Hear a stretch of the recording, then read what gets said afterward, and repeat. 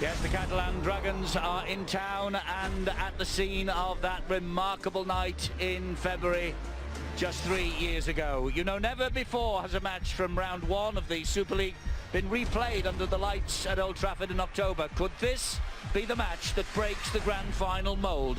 The champions take on the Catalan Dragons, who are fancied by many to mark their 10th anniversary in Super League with silver of some sort come the end of the season. Well, much of that optimism is based around the fact that they've signed Todd Carney. Sadly, he misses out tonight with a calf injury, but St Helens will line up with some familiar faces returning after their own injury problems last year. Johnny Lomax at fullback's one. He last played in Perpignan in June. Luke Walsh isn't fit yet, so John Wilkin returns to the side at scrum half, partnering new boy Travis Burns, who's a close season signing from Hull KR. Up front, there's another debutant in the shape of ex-London Bronco Ateleve, who partners Joe Greenwood in the second row. And Lance Sohaya begins 2015 on the bench, having played just 2 minutes of the game he probably remembers little about, last year's grand final. For the Catalan Dragons, Todd Carney, Scott Giroux, they're absent. It means that Thomas Bosk and Ian Henderson are the half-back partners. Another significant signing plays in the centres, the Queensland State of Origin and Test star Willie Tonga making his Super League debut. In the forwards, Remy Casti has returned to Super League and the south of France after a year in the NRL with the Roosters, so one of the Dragons' favourite sons is back in the front row. Elliot Whitehead is now an England international. He packs down behind him. And there are French internationals all over the bench: Elima, Muniz, Garcia and Busquet. Well, good crowd inside Langtree Park tonight for this, the opening match of Saints defence. And there we have John Wilkin, the new skipper for the Saints, on the right of your screen, and Catalan Dragons in their new colours for 2015, certainly when they play away from home. Remy Casti leading them out. John Wilkins leading his boys out on the left-hand side. Past the Super League trophy that St Helens lifted at Old Trafford last October. They ended an 8-year wait for the title, and they booked their place in the grand final here against the Catalan Dragons, winning by 30 points to 12 on October the 2nd. They'd be happy enough to start 2015 with a similar result to that. Well, they've waited a long time, the supporters, so have the players and everyone, for the start of Super League 20. Just over 3 months since that glorious night at Old Trafford. And tonight, Steve-O, can they get their defence underway in winning style? Yeah, well, they'll start very confident. We mentioned they did it without the likes of Johnny Lomax, Luke Walsh, and of course for quite a long time, the man that's the captain tonight, John Wilkin. And they must feel very, very interested in regard to retaining that trophy. There is so much talent out on that field tonight. Okay, Todd Carney, Luke Walsh will not be appearing this evening, but you go through the two fullbacks, Johnny Lomax, Morgan Escaray, absolutely superb players, great stars. Travis Burns came from Hull Kingston Rovers, a lot of pressure on him, and a lot of pressure on this fella as well, at Ian Henderson, normally the hooker. He'll be playing at standoff tonight. A few changes in many places, but I'm looking forward to the clash between James Roby and Pelissier. That should be superb tonight. So the Saints against the Catalan Dragons. Catalan will attack from right to left as we look in their red, yellow and blue outfits. Saints, of course, the white jerseys with the big red V. Just waiting for the youngsters to clear the field. Referee Phil Bentham blows the whistle. Here we go. St Helens' defence of their crown is underway. Makinson was underneath the kick-off, and there's a drive from Alex Wormsley, and already there is a player flat out on his back. Time off. And there's a problem here for the Catalan Dragons in the opening 10 seconds. Is it Willie Tonga? I think the left centre here now. That's his start in Super League. Attempted to tackle Alex Wormsley isn't easy, and I think he's got his head in the wrong place at the wrong time. Okay. Yeah, you're right, Phil. He just couldn't get it to the right-hand side or the left-hand side. Got it right in the middle, and that is always a dangerous thing. And with the new regulations regarding head injuries, that might be Willie Tonga for the night after just 10 seconds of this match. No blame apportioned on that man's shoulders. It was a solid run out of defence, and the fact of the matter is that Willie Tonga just got things absolutely all mixed up. Yeah, you're absolutely spot on. And Sean Long, Kieran Cunningham, interesting to see how those two plan out throughout the seasons. Plenty of experience, of course, from the two St Helens greats, but the most important factor now is that let's hope that this player, Willie Tonga, is going to be A-OK. He appears to be moving the arm, Phil. Yeah, and luckily, you know, St Helens doctor as well helping out there, because there's a language barrier as well. We've got French medical staff dealing with an English-speaking player. His first game in the Super League competition. They're protecting the neck. They're making sure he doesn't move. And I suppose the Catalan coaching staff need to reorganise, because they'll be imagining, like you, Eddie, now that Willie Tonga will probably leave the field and not return for this game. So immediately they've got to reshuffle the players and put them in the right positions. Huge blow for Laurent Freycinet. And Michael Monaghan, of course, making his first return to these shores after leaving Warrington back end of last year. He's Laurent Freycinet's assistant. He will be a great addition to that side, Eddie. Very smart player. You'd imagine Zeb Taya may move into the centres now to replace Willie Tonga, who we can see get some treatment. This is, as you said, it's a big man, difficult to tackle, but he's a 12 times Kangaroo international and a state of origin player, and he's just got that all wrong. Head in the wrong position. We do hope he's okay. Tackling Alex Walmsley, when you hit him well, is difficult at the best of times, but when you go in a really bad position, you're going to come off worst off. So Zeb Taya, we think, maybe into the centres, and then bringing probably Oliver Elamar, Gregory Muniz off the bench and into the pack to replace Zeb Taya. Well, they were hoping that Muniz would maybe operate as a replacement hooker for Pelissier at some stage during the course of the match. So, I mean, he's lost Todd Carney before the game. Scott Durow also injured in training a couple of weeks ago. He's missing, and now Willie Tonga. There's Olivier Elamar. He's making no attempt to try and get himself ready for coming into this match. So I think it's a huge blow, this, for the Dragons. Yeah, it certainly is. And I just get the feeling that Elliot Whitehead will go from the second row into the centre position. He runs out that on the far right side. Of course, it's difficult for all the players who are still out there on the field and ready and waiting and hoping to keep going with this match. As you can see, they are Eddie, I want to have just keeping warm. They are, and one of them is Joe Greenwood. I want to have a word with him. He has been picked out by Kieran Cunningham as having the best performances in any of the pre-season games. He's a young St Helens player. He's been absolutely brilliant. Kieran Cunningham has said he will certainly start because of the performance he's put in on the training field and then in the games. No game more so than the game against Wigan that St Helens won. Joe Greenwood, the standout player in that match. Well, Brian, you look at the two sets of forwards, and it was always going to be a really big clash. This is the start that we did not want, and we keep repeating it, but it is so important to make sure that the player is getting the best treatment, and he certainly is doing that. They're taking their time, and it's not about the game. It's about the injured player at the moment, and let's hope that Willie Tonga is going to be A-OK. Well, Catalan had some bad luck when they played here in the playoffs. They lost 30 points to 12 in the end, but 7 of those 50-50 decisions went against them that night. They might feel aggrieved and have a point to prove. Well, they've had a little bit more bad luck. I suppose the key to this sport is adaptability. You have to be able to think on the move, change your things as they occur, whether that be from week to week or match to match. Didn't we see that last night with Widnes going down to 12 men?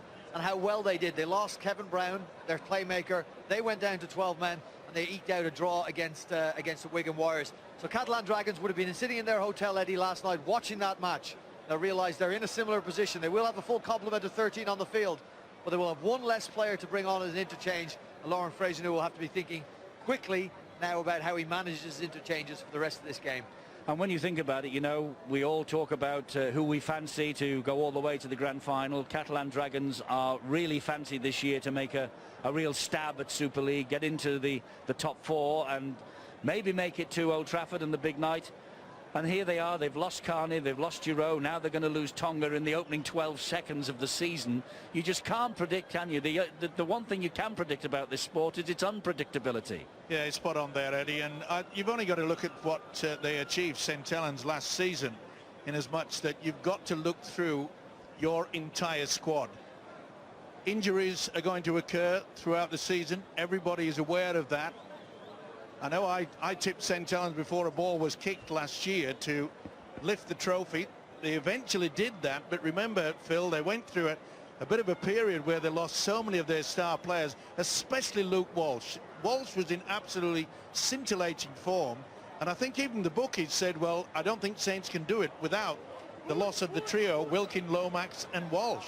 No, I remember how last season started with Luke Walsh. They went to Warrington, convincing winners, 38 points to 8, and from that moment on, people fancied St Helens. They won the first 8 games of last season, and I know, listening and reading the preparation, they're hoping to do as well this year. This game's a very important one, as both sets of players here now trying to manage their adrenaline, keep the bodies and muscles warm, keep the minds active as well, as we wait here as Willie Tonga is taking the field. I'm not a medical person, but there were some positive signs for Willie Tonga. He did seem to be moving his arms and legs and was governed and controlled by that. Well, this is interesting, Phil. We'll see with Willie Tonga again.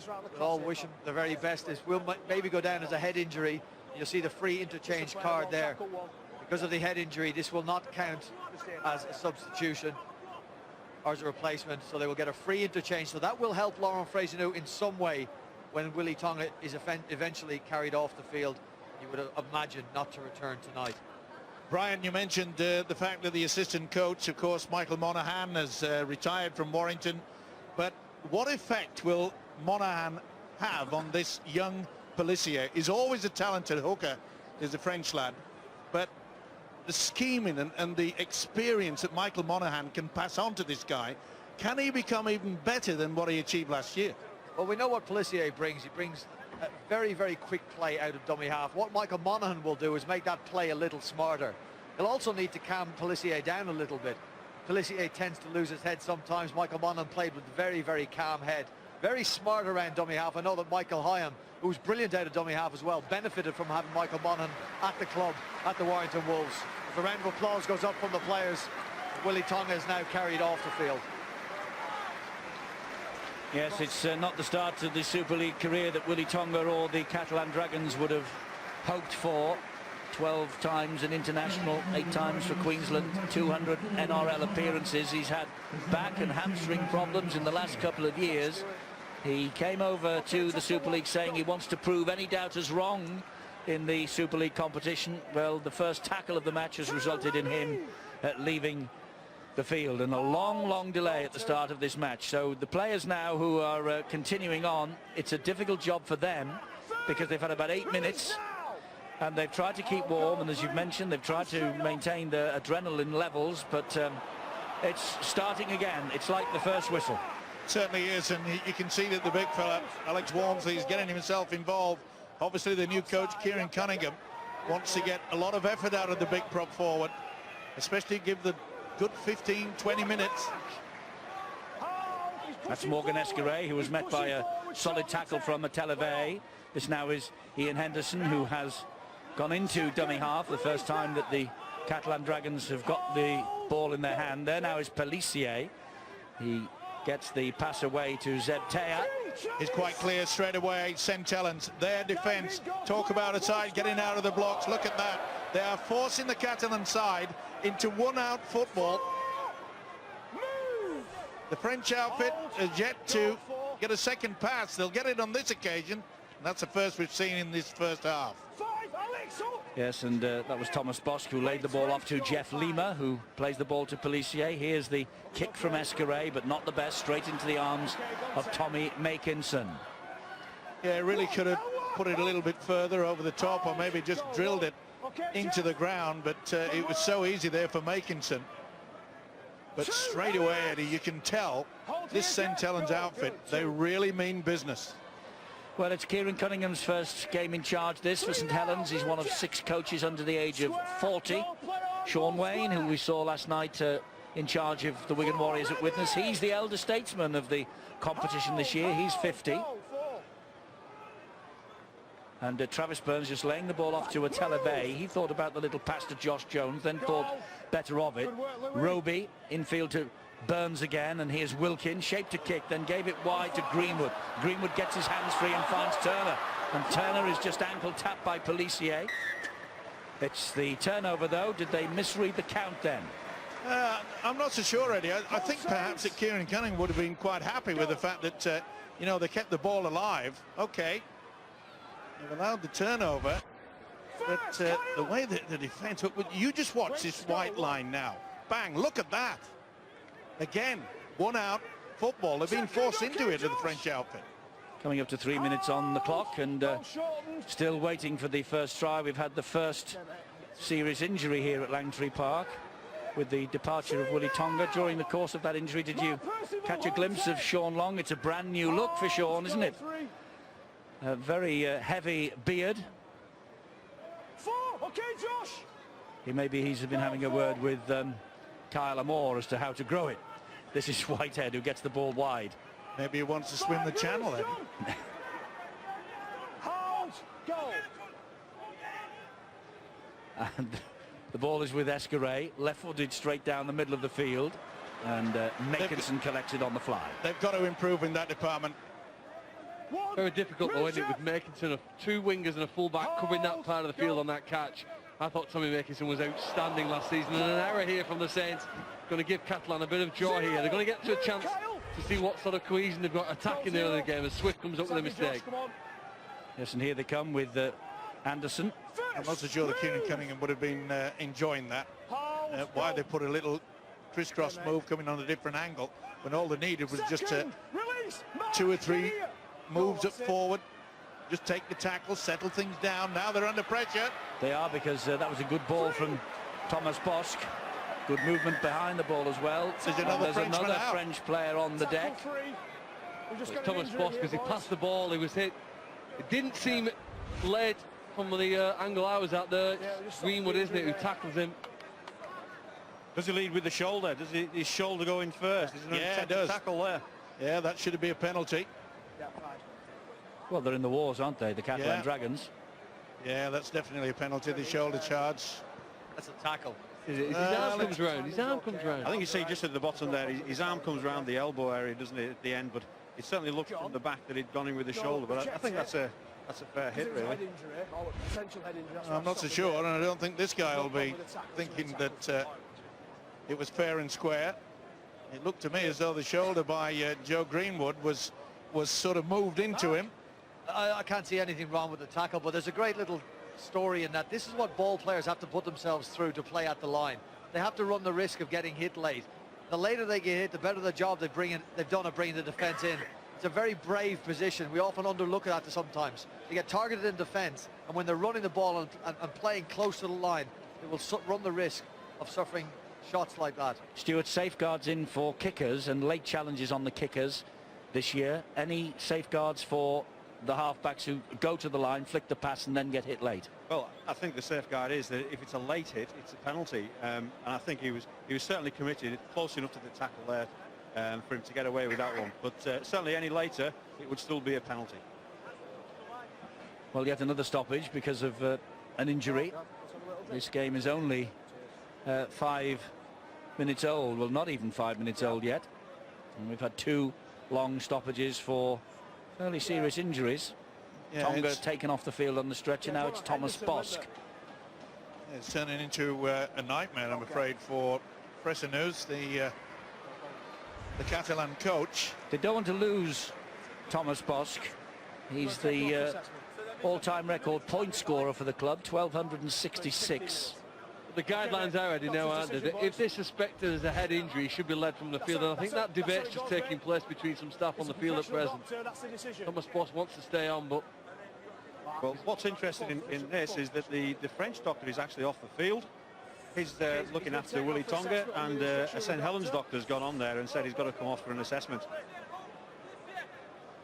Well, I agree with that, because I think safety first is so important. You've got to look after the welfare of any sports person, especially rugby league. We know it's rough, we know it's tough. And well done to the doctor, by the way, for taking the role while the Catalan doctor's in the dressing room. He's gone out, he's had a look, and there will be no thoughts about anything other than the players' welfare there. So well done to him. And of course it's a free interchange again, Eddie, because it's a head injury. It will not count as an interchange for them. This is Lima again. Now Catalan could take advantage here, because all the players, Vic, Well, with the disruption, they could just lose their concentration slightly. Henderson gets the pass away to Muniz, and Muniz then gets it to Ben Pomeroy. And Pomeroy is just held up about half a metre short of the line. There is Muniz, and he bullets the pass to Henderson. He will kick it wide, looking for the big man. Oh, and it's been dropped, and it's been pounced on by Zeb Taylor. And was it Makinson who got underneath that and who lost it for St Helens? Oh, he's giving no try here. Well, I think he feels that Zeb Taylor has actually contacted the ball first. It's going to be difficult for Ben Taylor and Ian Smith. Stuart, they'll obviously be looking at the contact in the air first of all. He's looked at the contact in the air, but I think what he's actually looking for is to see whether there's a knock-on. Obviously, it's from a kick, so we have to check that everybody's onside, and I think the main players are onside going through. Who does this ball come off? I think it probably comes off the Catalan player last. Actually, I did Makinson a disservice. It's Mark Percival. Oh, no, it's going I backwards. think that ball, it looks like that ball's come back off St Helens player. Is it a Televay? Oh, it's Mark Percival. Is it Percival, is it? I think this will be a try. Is there any contact? Any contact by Taylor Taylor. you're looking for now? There. That's it. But the referee's given it as no try, so there has to be certainty from both video referees for this to be given. I'm not sure that they can definitely say that there's no try there. But I think from that angle, it may well look like Bayer hasn't got up high enough to make contact. In the playoff game here, all of these decisions went against the Dragons. They need an element of luck to win What a do game. you think? I'm going to try. I think it's the try. I think so too. We do have the system now where the referee has called it a no try, so both video referees have to be absolutely certain that he's got it wrong to overturn it. So there will be an argument now taking place in the video referees department. Well, they should be making an independent decision, and we should end up with a majority decision at the end of it. Yeah, but if they look at it, they have to make a decision between the two of them. If one thinks it is, someone's going to have their mind changed. Let's have a look anyway. Here comes the decision. Try goes against them. Well, it was certainly Mark Percival that touched it first. And I think you'll find Tackled that... in the air. Hold on a second. He said he's tackled in the air. So it's going to be a penalty to the Dragons. Please, Stuart, explain this. If this isn't a fair challenge for a ball by Zeb Taylor, I'm not sure what is. Well, my focus was on the ball, and the two of them challenging for the ball, so I'm not really sure where that penalty is. It's a penalty now to the St Helens team. That is ridiculous. Well, I can't see. He's allowed to go for the football. He makes no attempt to go for the man. That's just ridiculous. We often talk about the fact that, you know, officials make decisions. Well, the official word, I'm receiving it now, Steve-O, is the Catalan Dragon player interfered with the St Helens player in the air. I don't know how anybody who can watch rugby league games can agree with that decision. Well, the game carries on. Oh, that's good. Good play. There's a fullback joining in. Yes, Lomax halted by the tackle from Muniz, and a penalty coming here now because Muniz worked Johnny Lomax on the ground. Well, let's take another look at this no-try decision. Remember, number 18. He's going for the ball. Well, it's the number 18 for Please, the you can pick Catalan 18, Dragons. 16, 11 and Benjamin 12. Garcia. That's nothing wrong with that. If you lose it, you've got to come straight off. Well, I think probably the worst thing that happened in there was perhaps an escort by Travis Burns, who pushed the Catalan player off. But the focus was on the catch in the air, and you know, I think that should have been playing from there. I didn't see a penalty in that. And the fact of the matter is that Phil Bentham had already given no try.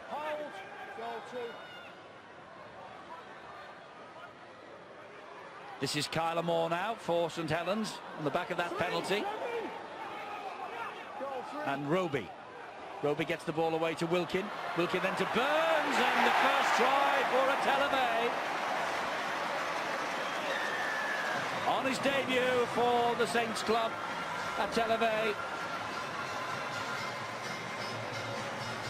Gets the first try, the former London Bronco signed during this close season. Super play. That really was out of the top draw. You can see Roby runs, gets it through, Travis Burns provides with the pass. Good dummy running as well. Utilised it on both occasions. And the big fella, Vey, gets the first try. Delighted. Absolutely delighted, the big Tongan. He missed the first 4 of last year with the Broncos, and then he figured in 23 of the 24 remaining in Super League. And Kieran Cunningham and St Helens moving quickly to bring him here once the Broncos were relegated. That's a good start for him, and what a disruptive start for the Catalan Dragons, it has to be said. Try disallowed, 2 players off the field. Not the best start for them, but St Helens won't be worried about that. Tommy Makinson to take this kick at goal, a try and 4 goals in the Wigan pre-season a couple of weeks ago. And no stranger to the kicking department. But Travis Burns, of course, on the field. Had the job for Hull KR last year, but they're sticking with Tommy.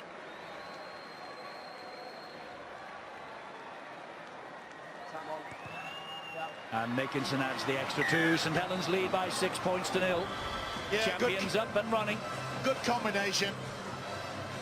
Travis Burns, John Wilkin, and it was all started with the quick running from James Robert from dummy half.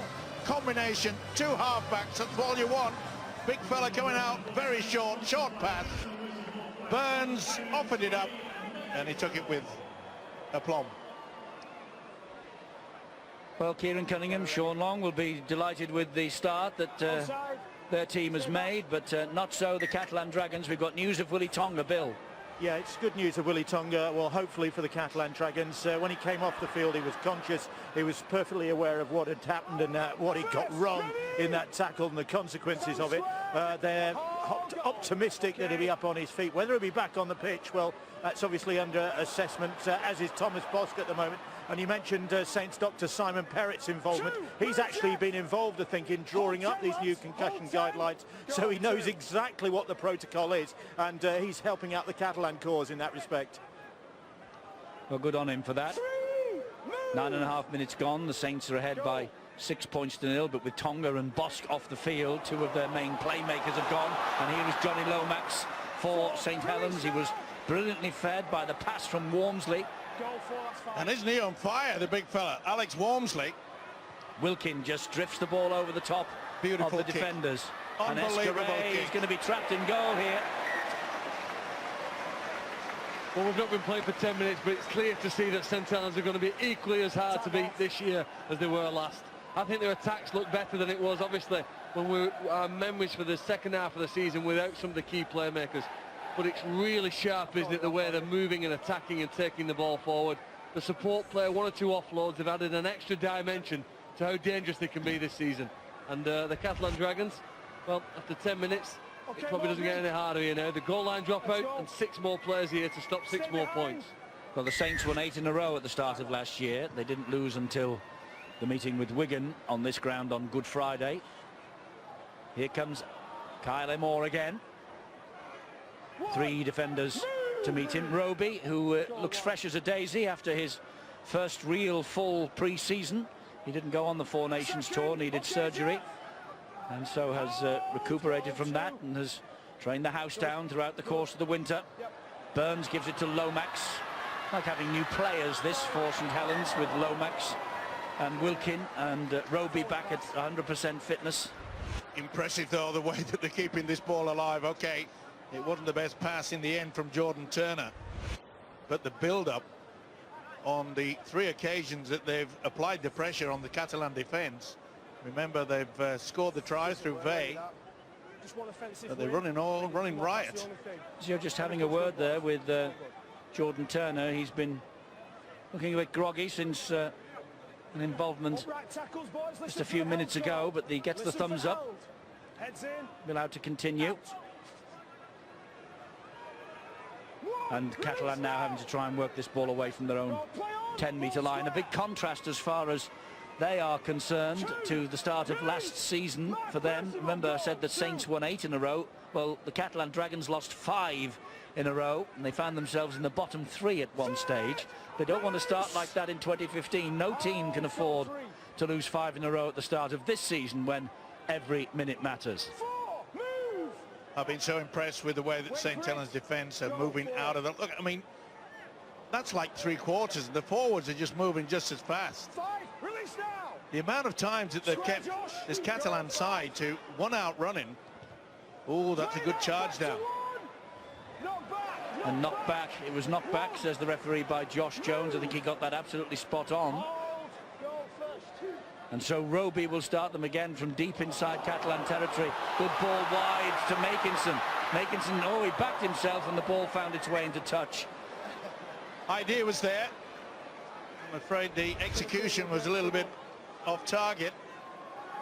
But this St Helens outfit, they're just ripping this Catalan defence apart. That's decent cover play, though, by Escaré and company to offer Makinson the sideline. He only had the option then to kick it down the line for himself and didn't quite get it right. They're quick in defence, the Escarés of this world. It was a nice early pass by the St Helens centre, number 17, Mark Percival. He's a player that I'm really excited for this season. Only 20 years of age. It was pretty impressive for them last year. 10 tries in 18 games. He's just in the second row at the moment there. You know what? Sometimes players hold on to the ball too long. He knows with Makinson outside him, sometimes it's not about what he does, but what about he provides. And again, this solid defence. Well, the French outfit are finding it very, very difficult to get over the advantage line. Never mind try to get into the St Helens half. And with defence like that, it's not going to be easy. Go, Alex. Okay, now. Well done. Remy Casti back in the fold after 12 months in the NRL. Hold. Wait. Went to join former coach Trent Robinson, of course, at the Sydney Roosters. And he made about a dozen appearances for the Roosters last year. And jumped at the chance to return to the south of France. And Muniz will hump that ball downfield, but straight into the arms of Adam Swift. And again, a poor kick. They were under pressure. They went early, which surprised me. Went on the fourth, didn't wait until the last. Took on Garcia, came out second best, gets to his feet, plays the ball to Makinson. Wilkin was in support on his left shoulder. On halfway now, the Saints with Roby at dummy half. I'm not sure whether it was a poor kick from Muniz, Steve, or the best kick from a man who's not a kicker. You've got to realise that they've got no Todd Carney, no Scott Giroux, and no Thomas Bosk on the field. Did Amor knock this ball on when he picked up the loose ball that came out of the tackle? Wilkin, diagonal crossfield ball. Henderson has to be quick and is. Tackled by Travis Burns. Escaré. And Catalan having the devil's own job to get the ball away from their own goal line at the moment, get into the St Helens half of the field. It's been incessant pressure really from St Helens in the opening 14.5 minutes. Good run from Zeb Teya. Great run from Teya. Tremendous. Still going and gets a great pass away as well to Whitehead. Whitehead down the line. Now who touched that? Was that off Swift? No, the Catalan Dragons are appealing. I think Whitehead saying it was, and what does the touch judge say? I think it was Oldfield that gets to this, doesn't he? Oldfield's left leg hits this. Yeah, it's Oldfield that gets the last touch. It should be head and feet to Saints. Well, I think they'll check this with the video referee. Phil Bentham's just said the initial call was that it would be a Catalan feed. The video referee's giving the right information. That's good work from the officials. He asked for the assistance, did he, Phil Bentham? He asked for the assistance. It was field-led, and he got the right call. And you don't mind them doing that, because, you know, you could sense that the St Helens fans, they were frustrated that it had gone against them. Now then, can the Catalan side do exactly what Saints have been doing to them? And can they keep Saints down in their own half? But the way that they're keeping this ball alive and trying to get the ball played very, very quickly. Boy, the one thing that the St Talbot has done this year under their new coach, Kieran Cunningham, they are fit. Roby to his feet, plays the ball to Josh Jones. Mossy Masoi has joined the party. The Samoan, he was in the Four Nations with Samoa last autumn. This is his 30th consecutive appearance for the Saints, by the way. Burns to Lomax. Lomax trying to drive his way down through the middle, halted by Pomeroy. Thomas Bosk is prowling the touchline, by the way, waiting to return as Burns drifts this ball into the corner. Oh! Now then, is this a try for Adam Swift? Might have been a little knock on there. Well, was it a knock on or was it a charge down? Did it come from a kick? Well, be classed as a charge down. Well, we'll find out here. The referee's given no try. So both video referees, we can see them there, have to make a decision now as to whether he got it right. They're all onside from the kick. So again, we can chase it through to the grounding. Doesn't matter who it's come off there. It's, what happens at this end. I think Escaré goes to kick the ball. Now it's come off Escaré's hand. Then off the knee. Is his foot in touch when he puts the hand to the moment, ball? Everything's play on at the moment. Everything's all right. Well, I'm thinking about the Four Nations, and I'm thinking about the Ryan Hall try that never was in that match against Australia late on. Well, we've probably got a knock on by Escaré here. So that's a knock on there as we move through. So what happens after that? It comes off Escaré's hand in the forward direction. Then off the onto knees. the leg. His foot's in touch at the moment. At what point does he touch the ball? Well, I think his foot comes off the ground when he gets down to the ball. But does he ground it correctly? Well, does he have 1/24th of a second of downward pressure like they claim that Ryan Hall did in that Four Nations match last autumn? But we'll forget about that claim because we all know that was a try. So we'll move on from there. This could be given. It's not. Stuart, you better explain this one. Well, I think they must believe that the referee was right, and so we've just moved on. Foot in touch is the version of events. Foot in touch. Well, isn't it amazing? When he touched the ball. Isn't it amazing, Eddie? We are 96 minutes into the season, and all we're doing is talking about the officials. Well, it's a bit difficult not to when you're talking about video referee decisions. Oh, you saw a foot in touch, maybe, Stuart, when he touched the ball. I didn't see it. Yeah, well, I would have looked a bit closer at whether he touched the ball or not, and what position it was there. But they've gone with the first knock on, which is why we've got a goal line dropout. Foot's lifted. Well, again, explain that. Anyway, the game goes on, and Catalan are under a lot of pressure. It would not surprise me that the Saints pick up another try here. Go to. This is St Helens on the charge with Burns, and he gives the ball then to Joe Greenwood, who was nearly through the line. They're appealing for a knock-on against him. Time off on 3. And Phil Bentham wants another French player to be attended to because he's down in back play, and I think that is Eloi Pellissier, the hooker. Yep. He went in awkward. He looks all right. Well, the Dragons need an element of luck, and they might just get it here with a penalty. John Wilkin.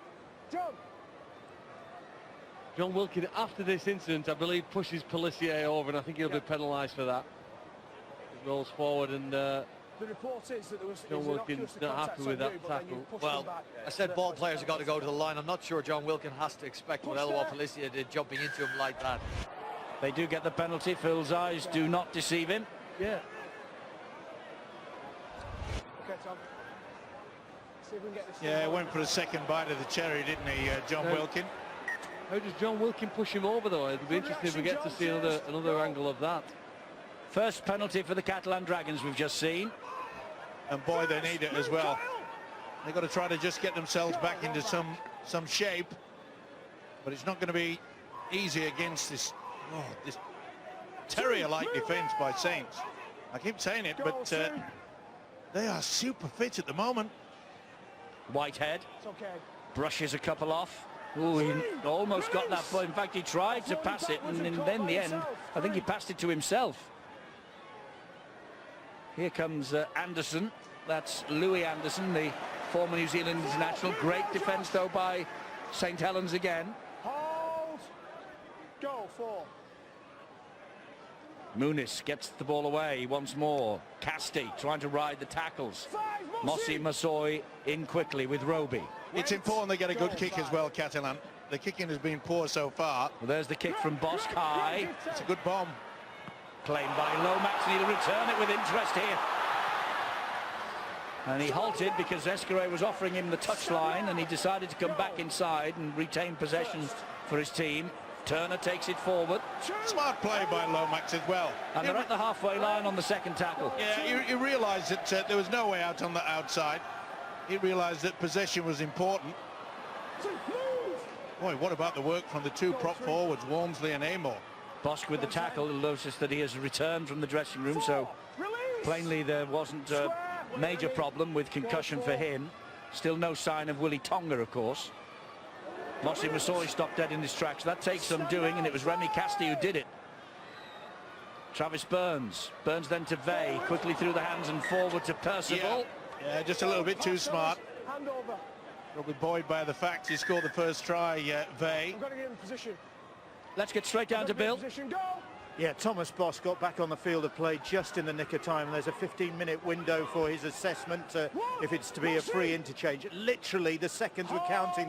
The fourth official was counting the Catalan clock down. It was like a Formula One qualifying session in actual fact, and he just got back out there in the nick of time. There is no sign of Willie Tonga emerging from that Catalan dressing room. He doesn't look as though he's going to be coming back after the knock he took. No, it doesn't look like it, does it, Bill? And it's a great to think that the Catalan, they certainly need a good kicker, and Thomas Bosk can provide that. Good offload. Oh, that's a knock-on by Wilkin. He's playing to the whistle. The referee has blown the whistle now. We're 20 minutes into the match. And normally around about this time on a Friday night we would be thinking that half-time is just around the corner, but such has been the disruptive nature of this first half with the injuries. We're only at the 20-minute mark. Well, Wilkin, he must have realised that he'd knocked on and just thought perhaps he may have kidded the referee. You play on to the whistle. It's the experience of the man. Away from home, you know, the Catalan Dragons' form must be a concern. They do, of course, have the toughest task of any team in the Super League, but last year they won only 3 on their travels. They drew 1. They must improve. That was in the weekly rounds, of course. They didn't do badly in the playoffs, did they? But in the weekly rounds. And last night, from all accounts, there was a big wind in Perpignan that delayed their start, delayed their flight. The flight was delayed. 130 kilometers an hour, according to Laurent Freycinet. It was a bit bumpy, he said, in the first 10 minutes. I bet it was. Yeah, well, Catalan are quite happy with the fact that, you know, they're only 6 points astray. And knock on. That's a terrible error. And he puts his hand up, does Ollie Elima. He knows it as well. I think you're right, Mike. You know what? When you consider how fast St Helens have been playing the game, with and without the ball, it's visibly quicker than the Catalan Dragons. They play the ball especially. To be 6 points behind, I think is a remarkable effort. Whether St Helens can maintain for the next 20 minutes the pace with which they've played, Brian, I'm not sure. And the Dragons would have some hope. Or can the Dragons hold St Helens? Are they at their very limit? Mike, you've made it quite clear that St Helens are attacking in and around the ruck. They've got James Roby, Kyler Moore making great progress when he's on the field. Now you got Mossy Masoi. In and around the ruck, the Catalan Dragons look vulnerable, and it's after that, when they break through the middle, that St Helens have started to shift through Travis Burns and John Wilkin. So I'd be a bit fearful if I was a Catalan Dragons that there might be another St Helens try in the offing shortly. That's solid enough defence, though, on Kyler Moore. Square markers. Just trapped, goal 2. Muniz was all over the top of him all, and his head really was trapped underneath him then. It could have been nasty. Hold, goal 3. Yeah, a bit awkward there as really turned over on the spine. But this is probably the best period of defence we've seen from Catalan. That's good refereeing. Phil Bentham realised that the hand was being held, but this is good work out on the winger. Good hands by Burns to Lomax. Another great ball out the back door from Lomax. This is Percival. Oh, just went without it. The ball was knocked out of his hands, I think.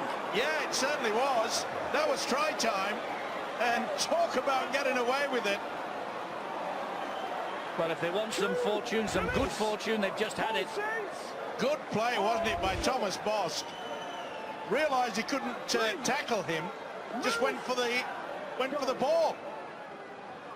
Well, what a let-off. Yes, it would have been a great try, wouldn't it? And that ball offloaded in the tackle. Here is Bosk again. He gets it away to Pelissier. Well, that's going to be a penalty. Messing running around. all over him.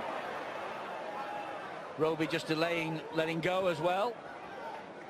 Well, again, we see some wonderful attacking work by St Helens. But they will be looking over the scoreboard and thinking, hang on, we've had this side on toast. Great work from Thomas Boss. We've got the Catalan side on toast, and yet we're only 6 points in One front. pass to Thomas Makinson, and that would have been 4 points certainly. The kick to come. Julian Busquet Okay, John. getting the Dragons over the halfway line. Go, 1. Pelissier to Elima, 2. taking on Roby, forcing him back a bit, helped out by Josh Jones. He makes the tackle. Here comes Pelissier again. Just a stuttering little run from him, really, inviting the challenge that came from Wilkin. Elliot Whitehead saying, how long does he have to hang on to him before he gets up and allows us to play the ball? Elima takes it forward again. Stand now. Go, 4. Pelissier 20 metres out with Henderson. Bosk gets the pass away. Oof. Good work by Mark Percival there. Came in on the angle. Benjamin Garcia it was. Bosk with a little dink over the top. Well claimed by Makinson.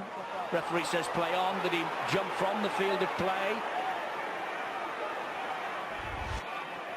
That's the ruling. And he did jump from the field of play, and then he ran it dead, so it's a goal line dropout. He got it right, did Phil Bentham? Absolutely spot on. Well, it's no good chuntering and saying that the officials got it wrong, because he got it absolutely spot on. Well, St Helens won the grand final primarily because the defence was outstanding. It's made it so hard to concede points.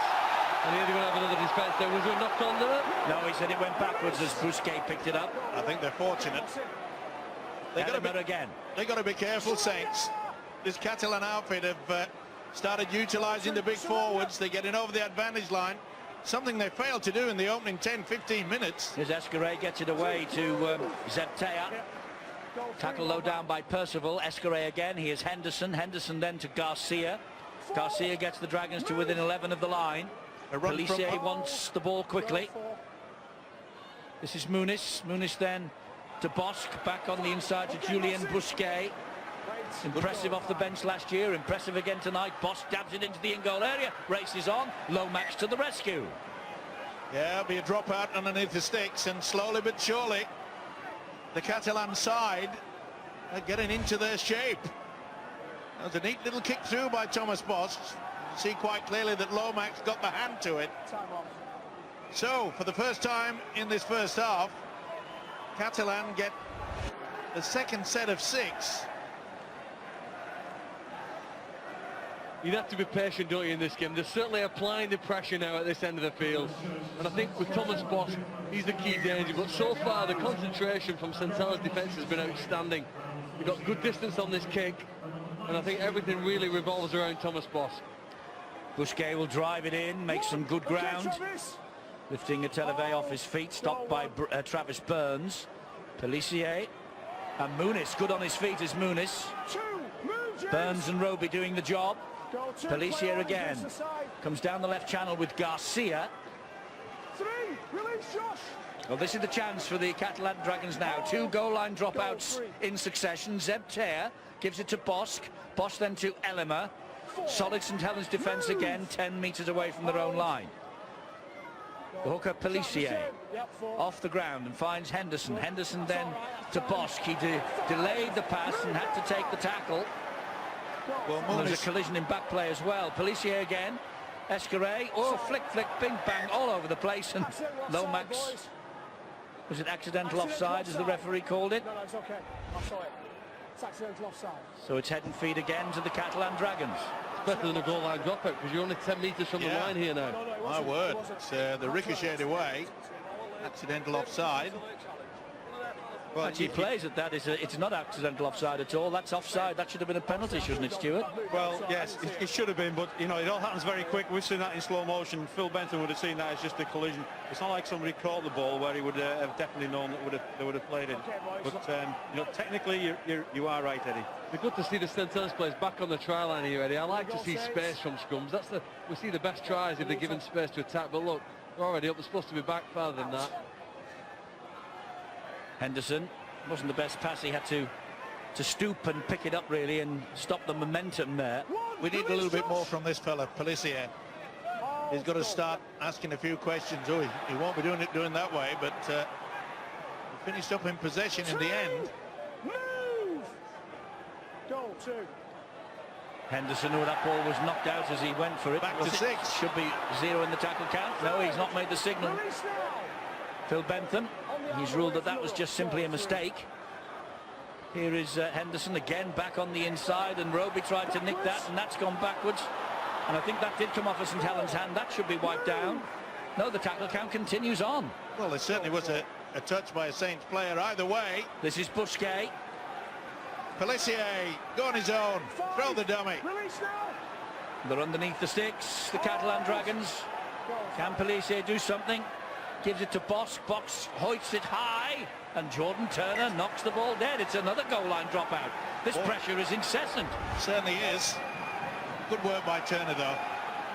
He took no chance of trying to claim that ball. Let's get out of here. The Saints fans are getting behind them, but this must be a frustrating moment for them. Our pictures tonight going live to Australia via Fox Sports. I wonder if Michael Maguire is an interested viewer down under, because we have the World Club Challenge Series coming up at the end of the month. Warrington St George started off on the Friday, Wigan Brisbane on the Saturday, and then this one at South Sydney, against South Sydney here at the Langtry Stadium. Russell Crowe will be here, Michael Maguire will be here, the Burgess twins will be here, and we will be here as well. And it'll be a sellout here, Eddie. I believe St Helens, like Hull Kingston Rovers, selling out against Leeds. St Helens have sold that game out. Yes, they have. 18,000 tickets, all sold at Saints. And the hospitality suites being sold out here at St Helens in 48 hours. I can't a great wait. effort. Can't wait for it. And here is Henderson, who gives it to Elima. And Elima gets it away in quick hands, but too quick, and Jordan Turner has it. Now then, can they turn defence into attack? Yes, they can, because here's Adam Swift. Good play, good stepping up the left foot. Good job that Pomeroy got there in the end. Magnificent defence from St Helens it was. They had penalties against them. They had 3 goal line dropouts going against them. They've survived all that pressure, and look where they are now, deep in Catalan territory, and only 2 tackles gone. And that came about by sheer panic by the Catalan players, trying to keep the ball alive. Good work by Jordan Turner. Oh, Travis Burns has knocked it on. Knock on, yeah. Just drifted a little bit behind him. The brain was ticking over. He knew what he wanted to do, but I'm afraid he just couldn't take it. Well, we keep saying St Helens have been impressive, but they've made a lot of mistakes in half an hour. They've dropped the ball more than they would like. They control possession a little bit better. I think they have a far more significant lead, but they're allowing Catalan to survive here, aren't they? But there's some real big puffs of breath taking place at the present for the French players, sucking in as much air as they can here, because the next 8.5 minutes, I think there's points coming one way or the other. I definitely see the length of the half, the pace and effort, just which team scores next.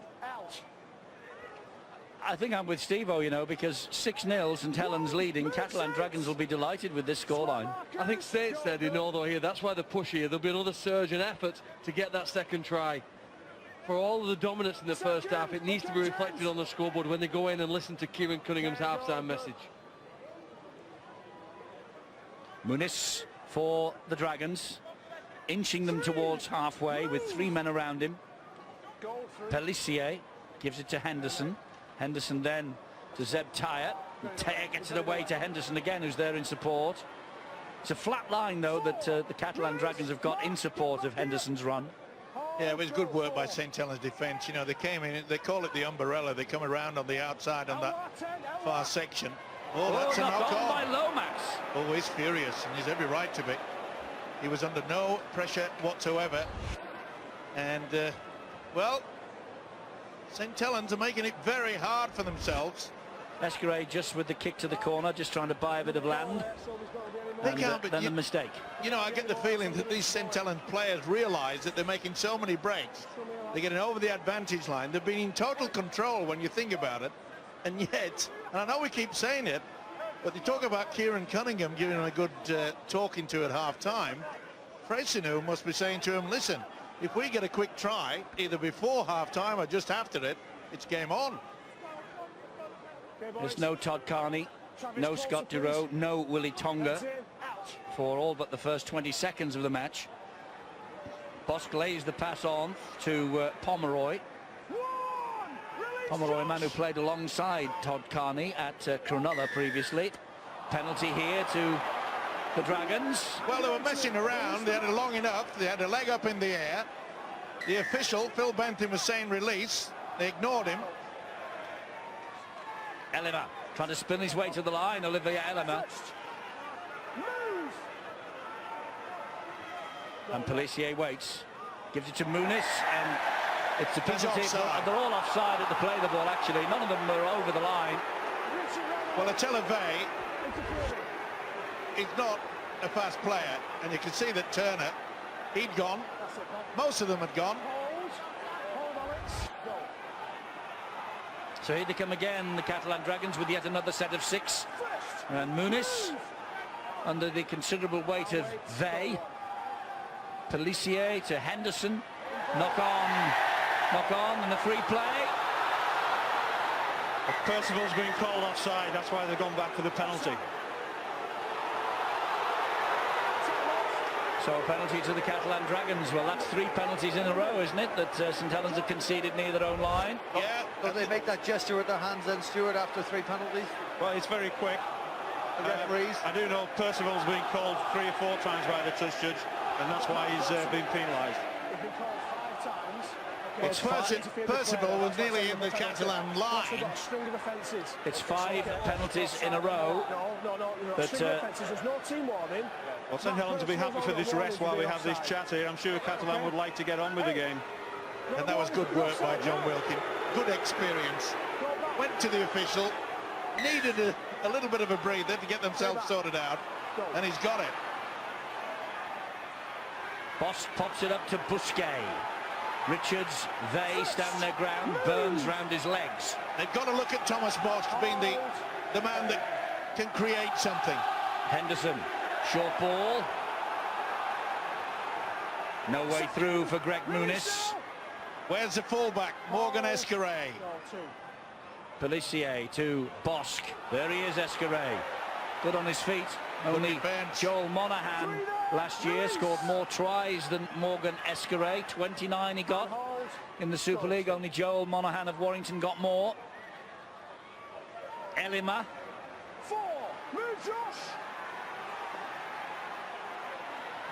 Messing around on the floor again. Pelissier waits.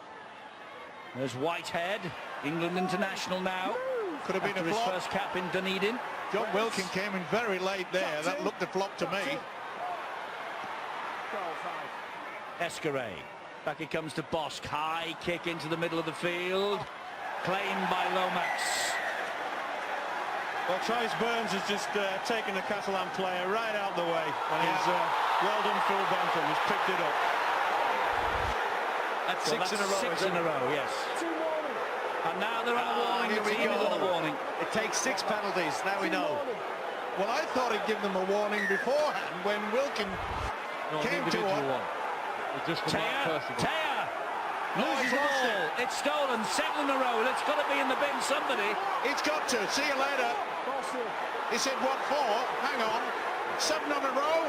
He's not happy.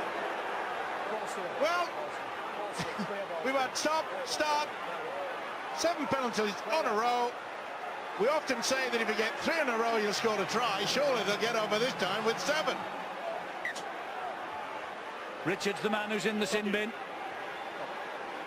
And he's gone for it himself as Pelissier, and I think he's got it. Yeah, he has. It's a try. The try is given to Eloise Pelissier, and there are boos all round this ground. apart from that fellow, the Catalan Dragons supporter and the staff behind him, because Eloi Pellissier, after 7 penalties in a row conceded by St Helens, man in the sin bin, Pellissier had all the quick thinking in the world, quick tap penalty to himself, and he pinched the try. Yep, and this is where Bentham give it to him, and whilst they were all sort of arguing, Pellissier said, hello, I'm going unowned. That's quick thinking. He's such a talent, this kid. What a finish. Good position there by Phil Bentham, no doubt in his mind. And boy, this has turned the game around. Sheer frustration for Saints. They ripped this Catalan outfit apart early in the match. Silly penalties. It's game on. It is game on. He's a French international 14 times. He was a substitute in the playoff defeat here last October. But he got a try in the 22-40 defeat here in March. He's got a try here as we approach half-time, that if Thomas Bosk kicks this goal, will level the scores up at 6-all. And the scoreline could have been anything, really. Bosk adds the extras. Saints 6, Catalan Dragons 6. It's amazing, Eddie. Who would have thought it? You know, the first few seconds, Willie Tonga gets it all wrong. Pellissier has put his side back into this game. That's a great effort. Some of those penalties are the reason why Catalan have had more than 5 times as many plays inside the opposition 20. St Helens really have had so little territory in the last 25 minutes. They started the game quite well. But if you think about that, they've done very well, Kieran Cunningham, to defend the line. Most teams can crash over sooner or later, but they've had 27 play the balls in the opposition 20 metres on the Dragons and just come up with that one try.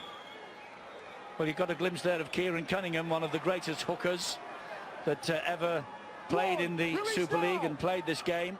And he will be well pleased, I think. Here's another penalty. He'll be well pleased with the endeavour that Pellissier showed there as a hooker, a member of the Hookers Union, but he won't be pleased with the fact that his team have conceded the try. Well, there was hands all over the place. There he is. There's a statue to that young man outside this ground. And there's another penalty, of course, to the Catalan Dragons there. So that's 8 in a row. Well, discipline set, come on. Discipline plays a big part in rugby league. 2 penalties early to St Helens. The last 8 have all gone the Catalan Dragons' way. We're in the last minute of a first half that's gone on for over an hour and has been the most disjointed first half I can remember in Super League history in the 20 seasons we've had. Because of injuries, of course, and nothing anyone can do about that. But the Catalan Dragons will be pleased that it's now 6-all, and they've got half a minute to the half-time siren. This is Olivier Elema. It's important now that St Helens don't switch off. Go for a drop goal, Mike. I think they just want... He's going for it as Bosk. He's gone for it as Bosk. I think he's nailed it, hasn't he? He has. He has indeed. Well called, Phil. I was going to say no. I just got for it. They take the lead, courtesy of this from Thomas Bosk. Amazing. He was carted off the field of play.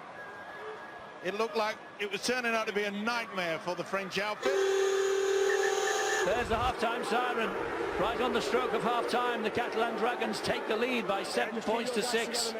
In a season where every minute matters, every point matters. And Thomas Bosk has just edged the Dragons ahead at half-time. And Phil Bentham and the Saints captain John Wilkin having a fairly heated discussion in centre field. Civil but heated.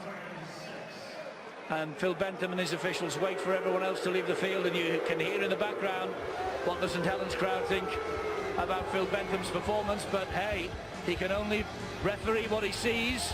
And 8 penalties in a row. That could have been another one, by the way, because they were all offside. It tells its own story.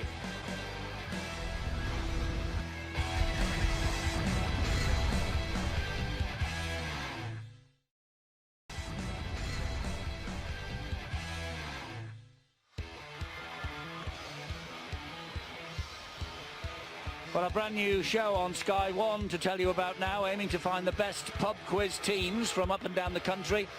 Quiz Nights, it's called. It starts this evening at 10 on Sky Sports 1. Just about to start the second half here at Langtree Stadium, and St Helens trailing by a point against the Catalan Dragons, 7-6 in the Frenchman's favour. Well, you're talking about quizzes. This is a real puzzle. The way that St Helens just completely got through and over the advantage line on so many occasions, and yet they go and restart this second half 1 point adrift. It is an amazing game, rugby league at times, but I must say that Kieran Cunningham, should I say, must have said to his players, look, you've got to get this discipline sorted out. We saw it last night. It looked as though Wigan were going to run away with it against Widnes, and their indiscipline gave Widnes a chance to get back in and snatch the draw. And St Helens have got to just forget about the referee, the decisions. They've got to get on with the job that they're paid to do, and that's play rugby league at its best. Elliot Whitehead gets a great ball away to Pelissier. That's a solid enough tackle from Johnny Lomax. Ben Pomeroy is waiting, and here is a penalty going St Helens' way because he moves off the mark. Well, we talk about indiscipline, and you can't do that. Even though the attention from Joe Greenwood maybe made it difficult for him, but ironic cheers from this home crowd.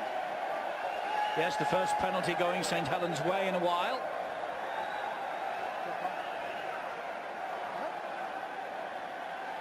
And the skipper will dump the ball into touch right on halfway. It's going to be important as well that John Wilkins' experience makes sure that none of the players who were late in that first half seemed to be more intent of having a little bit of a word with the official Phil Bentham than actually getting back into the game of rugby league. Penalty now for a high shot, and a bit of a schmozzle breaking out. The high shot was on Alex Walmsley. A bit of Elmer in the thick of it. It's amazing, isn't it? We saw a carbon copy last night. Widnes put on a little bit of a stoush, and all of a sudden they got back into the game. So rugby league is a key, but will either side start playing it? It was a high shot. Okay, Mark. Come in. Alex Walmsley was devastating in the opening 15 minutes. To be fair, Oliver Ellimer wasn't involved in the original tackle, but he was involved, as you can see, in the debate that began soon afterwards. Okay. On it, just come in with the shoulder, okay? I often wonder with the French players whether it's for the high tackle initially. They show their anger in French or maybe in broken English. It's difficult to tell, isn't it? He speaks good English, Ollie Ellimer. It certainly does, but being frustrated, maybe it'd go to his natural language. Where is it? Now we don't have a ball. Can we have a ball, please? Yeah, here it comes. There's no ball, mate. No ball. Well, Saints got the first two penalties in the match. They've now got the first two penalties of the second half, and good to see Willie Tonga there on the bench looking like he's A-OK, but obviously will not be playing any further part in this match after that shuddering collision in the opening 10 seconds, the very first tackle of the match, and it involved this man Alex Walmsley, and it was a complete and utter accident, that's all. Yeah. Josh Jones, Catalan now are being called on to defend. Roby to try and inject some pace, gives it to Wilkin, gives it to Burns. Here is Lomax, have a man or two out wide, couldn't get the ball away. Jordan Turner pulled down by Pomeroy. That was Swift, Adam Swift at dummy half. Solid defence then coming in on Joe Greenwood. Roby waits again, it's with Wilkin then to Burns. Burns finds Lomax, long raking pass from Lomax to Makinson, into touch.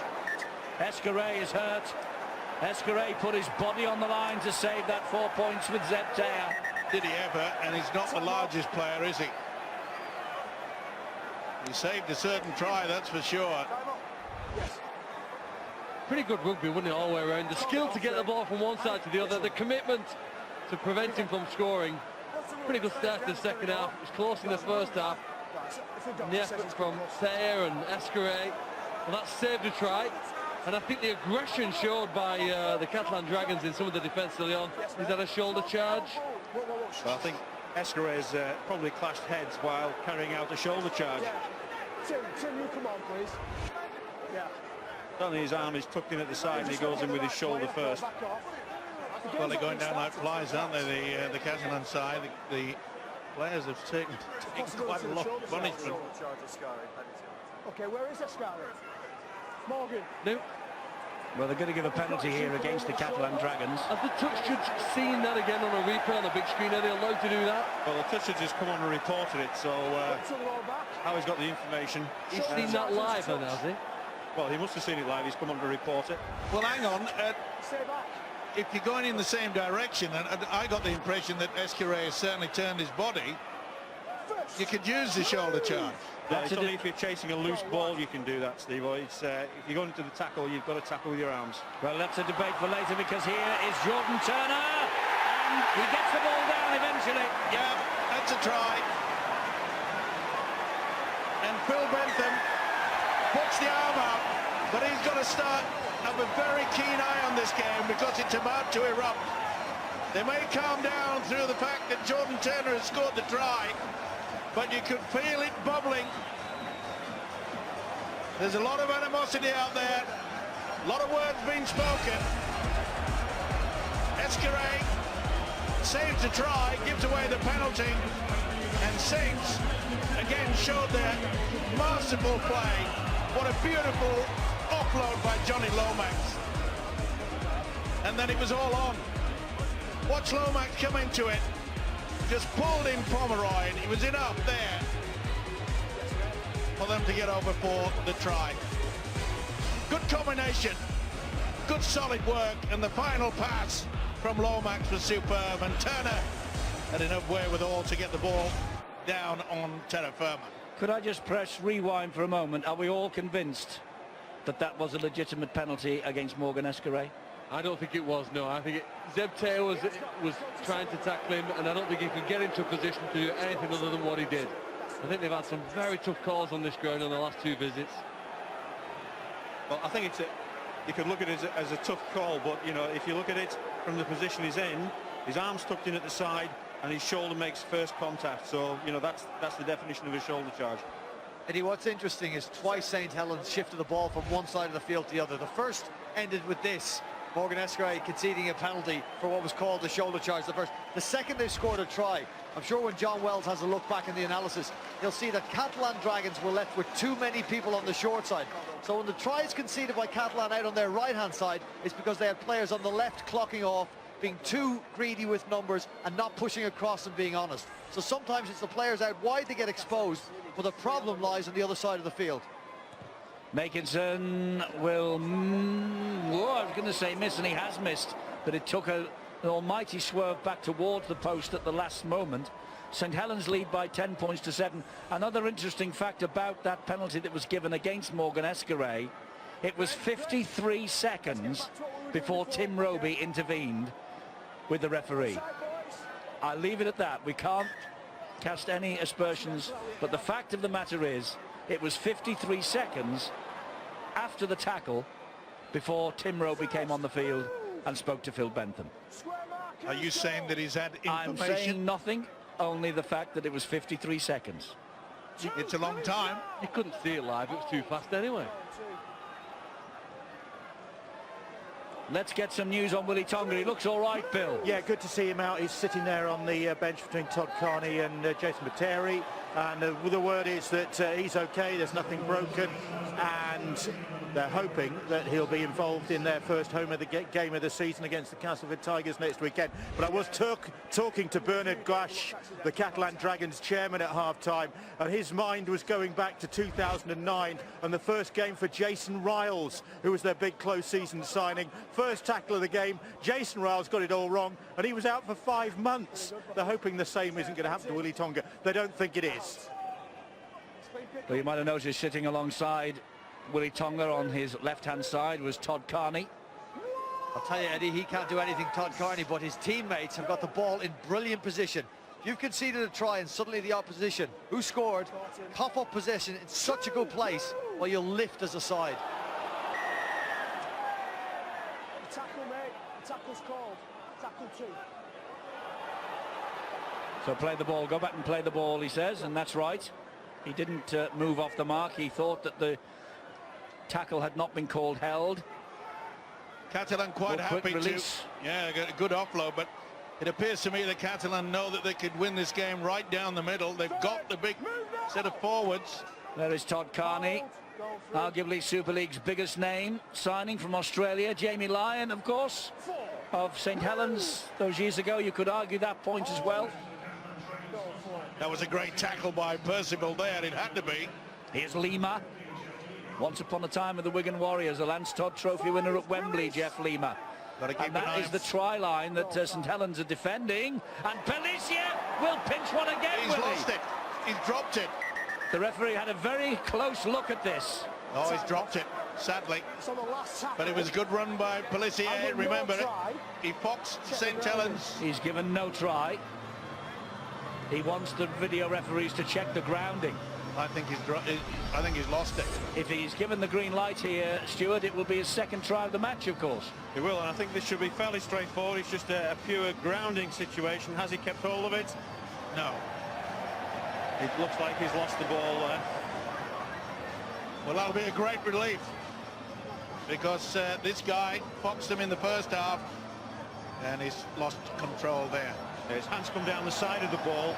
There's no contact with the ball as the ball hits the ground, so I think the referee's decision will be backed up here. Tries chalked off. The Pelissier over the line for the second time. I'll tell you what, after you've just conceded, to drop a ball over the line like that is shameful. That's right underneath the post. That's 6 points. There you go.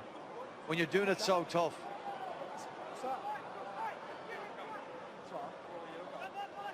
Sure, no dangerous is going to be though this season, is the Pelissier. He gets a lot of game time around the middle of the field. Henderson's playing as well, but he's quick, he's getting stronger, he's getting more intelligent with his rugby knowledge and where to be and when to run and when to pass. And he hasn't grounded that one, but I think he'll get over for quite a few with that ploy this year. Here's the big man at Televe, who lost it backwards, says Phil Bentham. Walmsley goes down. Bit of hard work needed by St Helens now. Just getting to a pretty good position, then get the kick and chase. Remember, in the opening 15 minutes, they really did apply that defensive pressure on the Catalan. Fair credit to them. They went in at half-time with the 1-point lead. Well, this match is still very much in the balance. There's plenty of time left for either side to win it. Wilkin with the left-footed kick, but straight to Escaray, who gives it to Vincent Duport. Well, that surprised me. Kicking early in the tackle count, not waiting until the last. If it had been a good kick, yeah, I'd probably give him the praise, but look a little bit off colour. Great offload that by Taya. Found Escaray, but St Helens well aware of the danger that Morgan Escaray poses. There's a thought there that maybe Greg Richards was all over the top of Escaray. The Catalan Dragons were appealing. It is a point of it. It is a point of difference for the Catalan Dragons, isn't it? That late offload. They, unlike many other sides in Super League, are prepared whatever part of the field to get their arms free and offload it to a Pelissier type player, somebody with speed in the middle. There's another mistake though. Yes, a knock-on was by Muniz. It was never on that. Fair credit to St Helens. They really put the pressure on. You can see that they had the numbers. Over here, the first knock on. Not the best pass. Saints ball. It wouldn't really be a St Helens game if we didn't give credit to James Roby for his efforts on the field. He's currently standing at 22 tackles more than the next highest tackler on the field. Roby has done 47, I should say. Josh Jones on 25. What an effort it is from that man, year in, year out. That's why he's always up near the very top when they're talking about man of steel contenders at the start of the season. That's a phenomenal effort, 50 minutes into the game, to have knocked up 47 tackles. You're spot on, Brian, but you know, I often wonder that his effort in defence, maybe it just jades his attacking game from time to time. Walmsley again with a little run, but Muniz halts that with the tackle. Roby and Wilkin, good hands. Burns, better hands to Greenwood. Good tackle by Pomeroy, needed too. Burns once more. Back it comes to Lomax. He's not going past Pelissier. They're appealing for a knock-on. Roby, Turner. Turner brought down on tackle number 5. Oh, they should have been penalised. Adam slips over. No, he's in touch. Touch judge's flag went straight up. Yeah, not much in it, but it was enough. Wait for the markers. It's only about a quarter of an inch there. I think an eighth of an inch. Either way, it was on the whitewash. I wonder why. Is it because the touch judge Stewart was so definite with his flag that they didn't go to the video referee? Yeah, he was confident. He's seen the touch, and so you know, he decides whether it needs to go upstairs to the video referees. We have brilliant camera angles. You should use them. That might have been given. That may have been given. That went backwards. That's not forwards. Yeah. Well, under a lot of pressure, and now they can just relax a little bit, Catalan, because they know they've got head and feet. Well, it's been such a stop-start affair, and you can see, I think, quite clearly that is he on the whitewash? It's so difficult, isn't it? He's just got part of his foot on the line, and you know, he's got a very good view from where he is. He's got a cameraman right beside him, which might have the same view, but he's got a really good position there, and he's confident, and that's why he didn't go upstairs. It would have been interesting had it gone. I wonder what the video referee's verdict would have been. Well, it would have gone upstairs as a no try, and he would have had to have had absolute proof to overturn it. I think it would have been given as a try. Either way, here comes the big fellas. They've got through some hard work as this Catalan pack. They've had to as well. Henderson gets the pass away to Zeb Taya. Escaré waiting for him really to inject himself into this match in an attacking force. You get the impression goes down. Eddie, you get the impression that Catalan won't be able to score a try long range if they get anywhere near the Saint, and that's a poor kick there by Thomas Paz. If they get anywhere near the Saints line, yeah, in with a good chance, especially from the hooker Pelissier. Hold 10 fellas, go, good. Whereas Saints, they've made so many breaks and have the opportunities, and they are long-range specialists. So it wouldn't surprise me if you see one soon. 3, release. Percival picks himself up after the tackle from Henderson. 4, move. Hold, go, 4. And Richards plays the ball, Mossy Massoy to Travis Burns, and the skipper puts it down. Well, St Helens aren't able to play the ball or play the game as quick as they did in the opening part of the first half. The accuracy now of the passing, the timings of the runs isn't quite as good.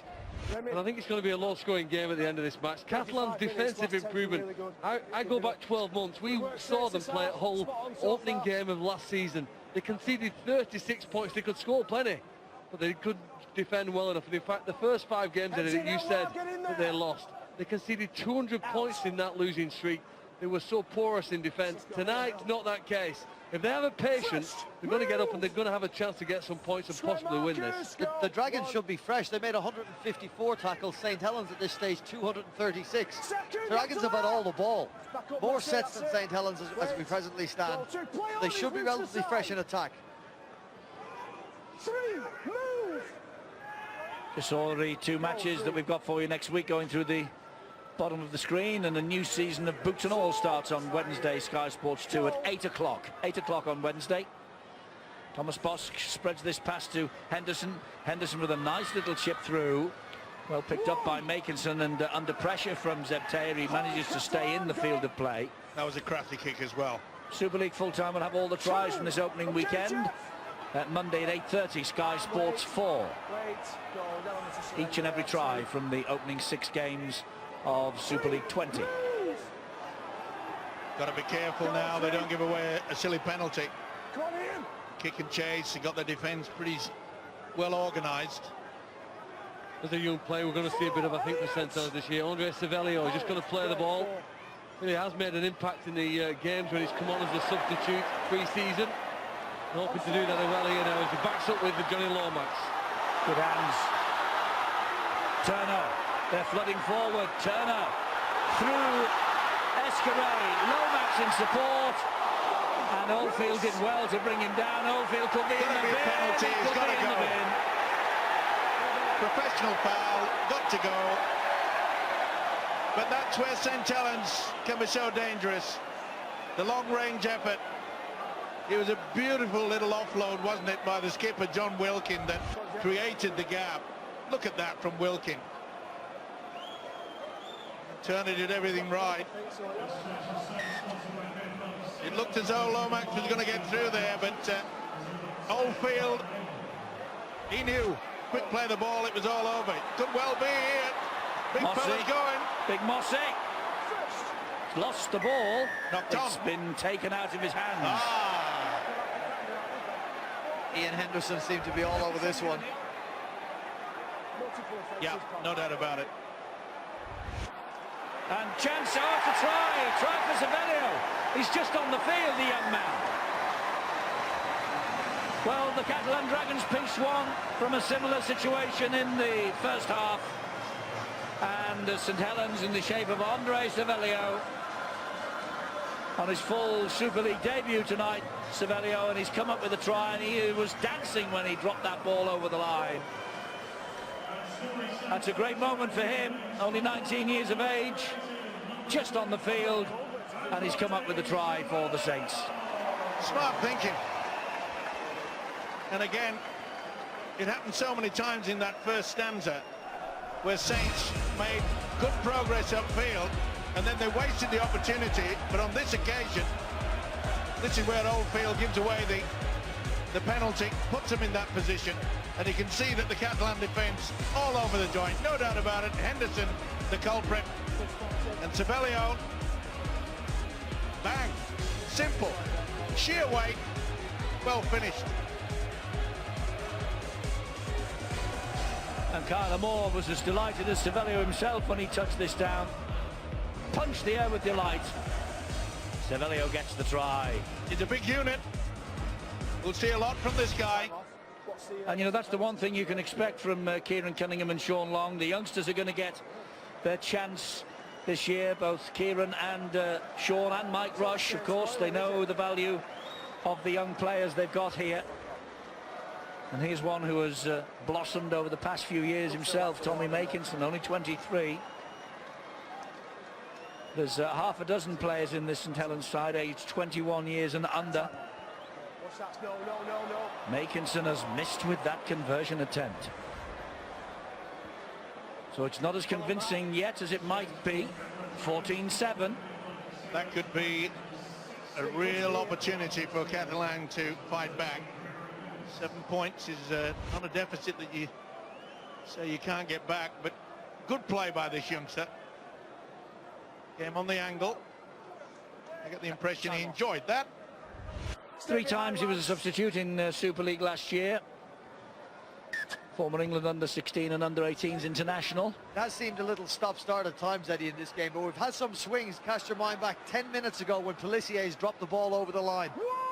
St Helens at that time leading 10 points to 7. That would have pushed Catalan Dragons in front. 6 points, you would think. It was scored right underneath the post. Well, it would have been scored underneath the post. And now they trail by the 7 points. Second, move, Greg. And we've still got 20 minutes of the match remaining. You're concerned about Phil Clark tonight. It's 9:45. It's almost your bedtime, Phil, and you're going to still be here at Langtree Park. I've been waiting 4 months for the season to start. I'm fine. Just caught up, John. This is John Wilkin. Gets the pass away, and well, Josh Jones was going nowhere. Thomas Bosk Square, boys. Go for. and Elliot Whitehead seeing to that. Miss Savelio again. 5, Willie. Wrestled to the ground in the end by Anderson. Go dive in. Roby. 5. Outside, Wilkin. it's clear. And the kick almost got away from Escaré, but that was neat skill from the young fullback. Down to Bill. Yeah, in that build-up to that last St Helens try, there was a man down for the Catalan Dragons. It's Eloy Pelissier, who's had a really busy night for the Dragons. Could have had a couple of tries instead of the one he's just got, but he is down. It looked like really bad cramp. They took him straight off the field. They are working to try and get him back out there, because, as I say, he's been a very busy figure for the Dragons this evening. Yeah, he's got him offside. That's good work by Ian Henderson. Realised that Mossa Masai had no chance of getting back the 10 metres. Watch this.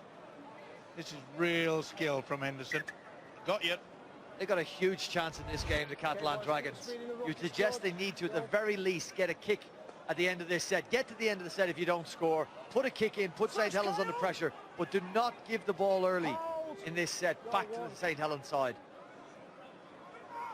Lima takes the ball forward again for the Dragons. 19 minutes remaining, only 7 points the difference. And Anderson, oh, good hands from Bosk that, but forward. Forward, says the touch judge on this near side. Boy, you must have good eyes. It looked okay as far as I'm concerned. You know what, it's great though to see a team trying something a little different. The ball back passed into the middle of the field. So much we see in rugby. You passed it on the outside to try and create an overlap. Pelissier is on the side there now, just receiving some treatment. He's been a live wire, hasn't he? Good, wasn't it? Yeah. He's been a live wire tonight. He's been, as Bill says, he's been really, really busy. This is an interesting moment because Lance O'Hire is coming onto the field for the Saints. And he'll be eager to get into the action as well. 5 times that. Remember, of course, didn't play much, or many minutes in the grand final. 2. Okay, boys, heads in. 2 minutes, Steve-O, in the grand final. Time on. Okay, That's stay not back. many. Out. It's a couple. Jordan Turner. First. Now this is where the experience of St Helens has to come to the fore. He played loose forward, did Jordan Turner, in that grand final, by the way. Kyler Moore. Second, okay, Jeff. But this is where the experience will count. They've got a 7-point cushion. So it's well, that's good work. Turning the big fella over there. He's worked hard, hasn't he? As he always does, Ian Henderson. So is this fellow Roby. Yeah, he's always there or thereabouts, isn't he? Just calms things down. This is where the kicking game could, well, should come to the fore. Burns. 5, move, ready. Henderson again low down. Casti over the top. O'Hire. Okay. Drifts the kick over the top. It is a good kick, this. It's a tremendous kick, this. Brilliant. Oh, but Vincent Duport does equally well, actually. Stand now. Go, That's 1. great play by Off the Duport. foot, off the foot. Okay, let's get it going. Bosk and throwing the ball around with not much caution on their own line, and Whitehead has started the charge up the field for the Dragons. What an offload that is! Superb offload. Zeb Taylor comes crashing to the ground on only the second tackle. Good Look at the ground they've made. Good work from James Roby. And Whitehead is down in back play. Got a crack on the back of the head, I think. There might have been a stray boot somewhere around there. Here's Elima. Gets the offload away. They try something, don't they, at every opportunity, the Dragons. Doesn't always come off, but it's inventive enough. And this is Anderson. Lewin Anderson was looking to offload then to Henderson. The Saints players prevented that. Go, 4. Henderson goes into centre field to Bosk. Here comes Elima. 5 now, Travis. Chip to the corner. Last tackle coming up. Go. Sorry, Lance. 5. No, he's just trapped Bosk. in. 5. Waited. Weighted kick, very well weighted kick. Makinson takes it over the line under pressure from Zeb Taylor. Thanks, mate. Such an experienced player, isn't he, Thomas Bosk? You can see he had the backspin on it. It's applying the pressure, isn't it? That's what they need to do. Just turn the screw. Still down to 12 men, by the way, the Catalan Dragons. Michael Oldfield is still off the field in the sin bin. To be fair. You've got to do though sometimes, Brian, is turn the pressure into points, isn't it? They're at this end of the field. In the first half we had repeated goal line dropouts, but they couldn't find the points. You're not going to get that many chances in the remaining quarter, you know, the last quarter, to get some points. It's a great opportunity to put themselves ahead. Oh, he's gone forward goal, shortened it. He's square. Here's Elima Move. into the 20-metre zone on the Good second run as tackle. well. Goal thrashing. Another great tackle from Roby. Casti wants to make sure his return to the Dragons Goal 3. is punctuated by a victory. Bit of work to do before he can even think of that. Elliot Whitehead, though, gets the ball away. Oh, and I think Swift was an offside position, wasn't he? I think he's offside there. Knock on from St Helens. Well, it certainly was a ricochet, and I think it's just been notified. It's a knock on. Yeah, the touch judge is giving him the nod. Watch. He's come off Saint's foot. It's a knock on there Watch, from watch. Adam Swift. And there's another one. And he's offside. Definitely come from an offside position. Knock on either way. Wait, boys. Well, they got it right. Picks it up in front, John, yeah. On the Swift is left. offside. He picked it up in front of the player that whose legs came off. Here you go, Dragons. Lauren Frasier, who appealed for that and got it. Move now. Now will Henderson go on a solo? Hold. They got numbers on the left. 5 St Helens stacked up on the wrong side. And here they go down that left-hand side. They've got the man on the overlap wide. Oh, and a chance for Garcia. The referee shouted held. Hold. Boy, that was great cover defence, though, by St Helens. It was, and they had the man on the overlap, and he's lost it, or has he lost it, or was it pulled out? He's knocked on. Another great tackle from James Roby. The workload from this man is incredible.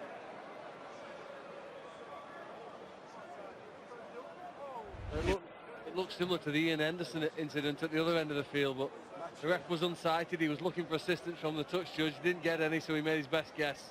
It didn't go to the liking of the Dragons. They did well to blow that chance, though, shifting the ball right to left. One more pass and they would have walked in. Catalan Dragons took the wrong option on that occasion. They've had chances in this game. They're trailing by 7, but they've had chances to be in front. So we head towards the last 10 minutes. You do wonder what might have happened had Willie Tonga had been out there. You do wonder also what might have happened had Todd Carney been fit. Got Duro as well. Yes.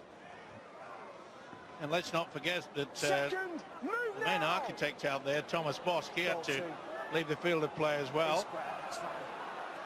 He's back there now, though, of course, and has been for a long time, number 14. A good play by Lanto Haya. Roby with a punt downfield to get St Helens out of there. Escaray collects it. Well, that surprised me. They kicked on the third. They're leading by 7 points. No, they've got trying to get into a catch-up situation. Another couple of drives and then just kick right into the corner. Louis Anderson has been receiving treatment upfield. He's just making his way back behind the ball. You just saw him go through the screen there. Picking up quite a few knocks and bumps and bruises in this opening night, the Dragons. Goal 3. Henderson to Elima. 4. Move! That ball's come out. And it's a knock-on, which won't please Olivier again. He's been having a verbal battle with the referee all night and with some of the Saints players. Yeah, he's diving forward, milking. That's why he lost the ball. You know what it is, a test of this is concentration. If you think it's a game longer than the players normally play, they've warmed up for half an hour before that. You really got to be able to concentrate for a long period of time, because in the last 10 minutes, this game could be won or lost. I know the Dragons need to score twice. They're capable of that. We've seen that 3 years ago on this ground. Was it 3 tries in almost the last 10 or 12 minutes?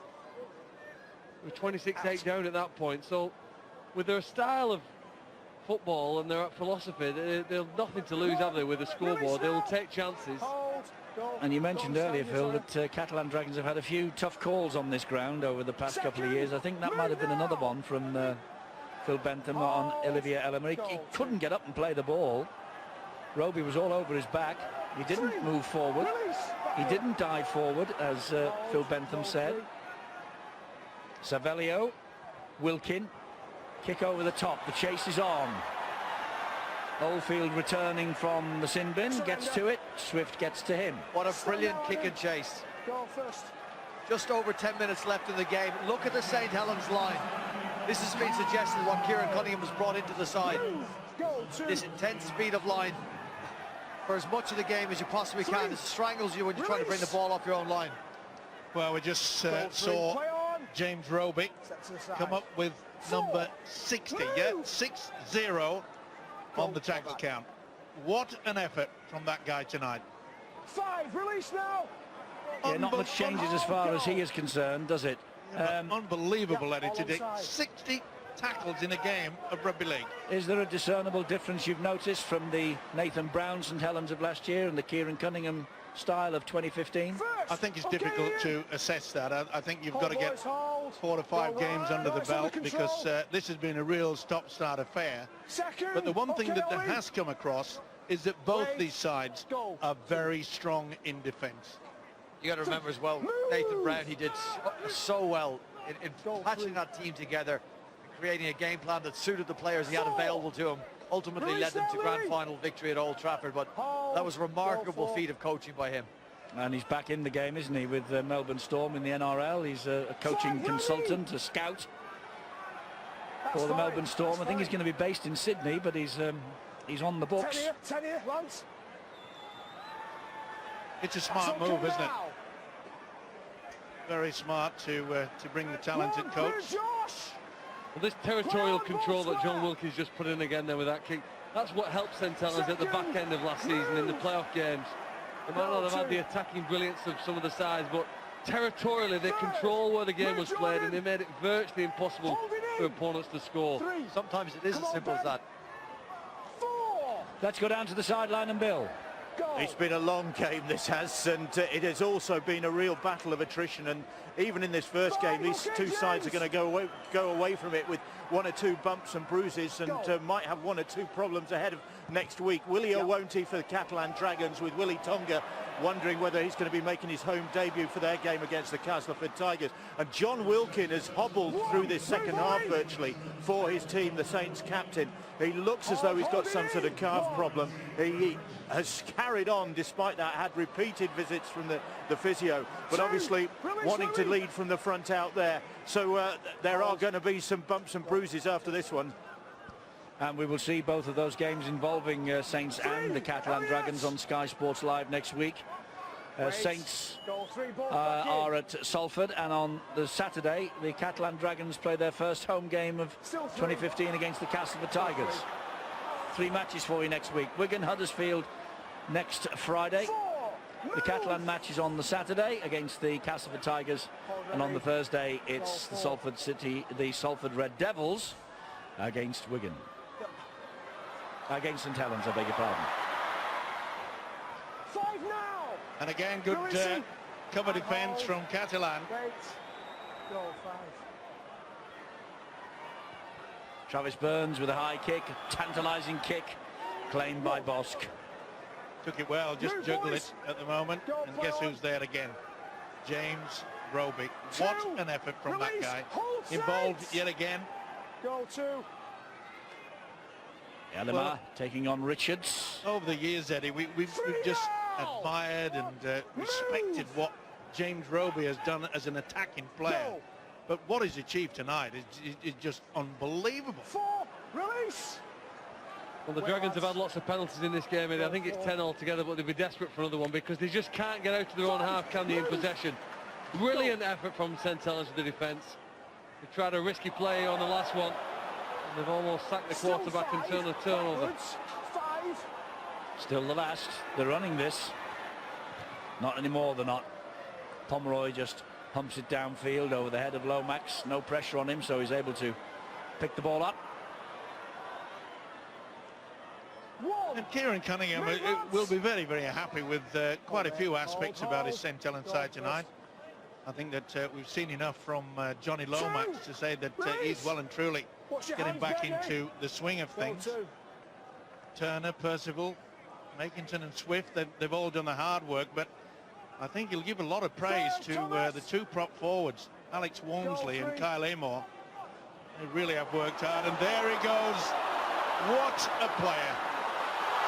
Well, he's knocking them about all over the place, and he's going up the middle, and he's playing the ball to Ohio, who gives it then to Burns, gives it then to Lomax. It goes wide to Percival. Here's Makinson.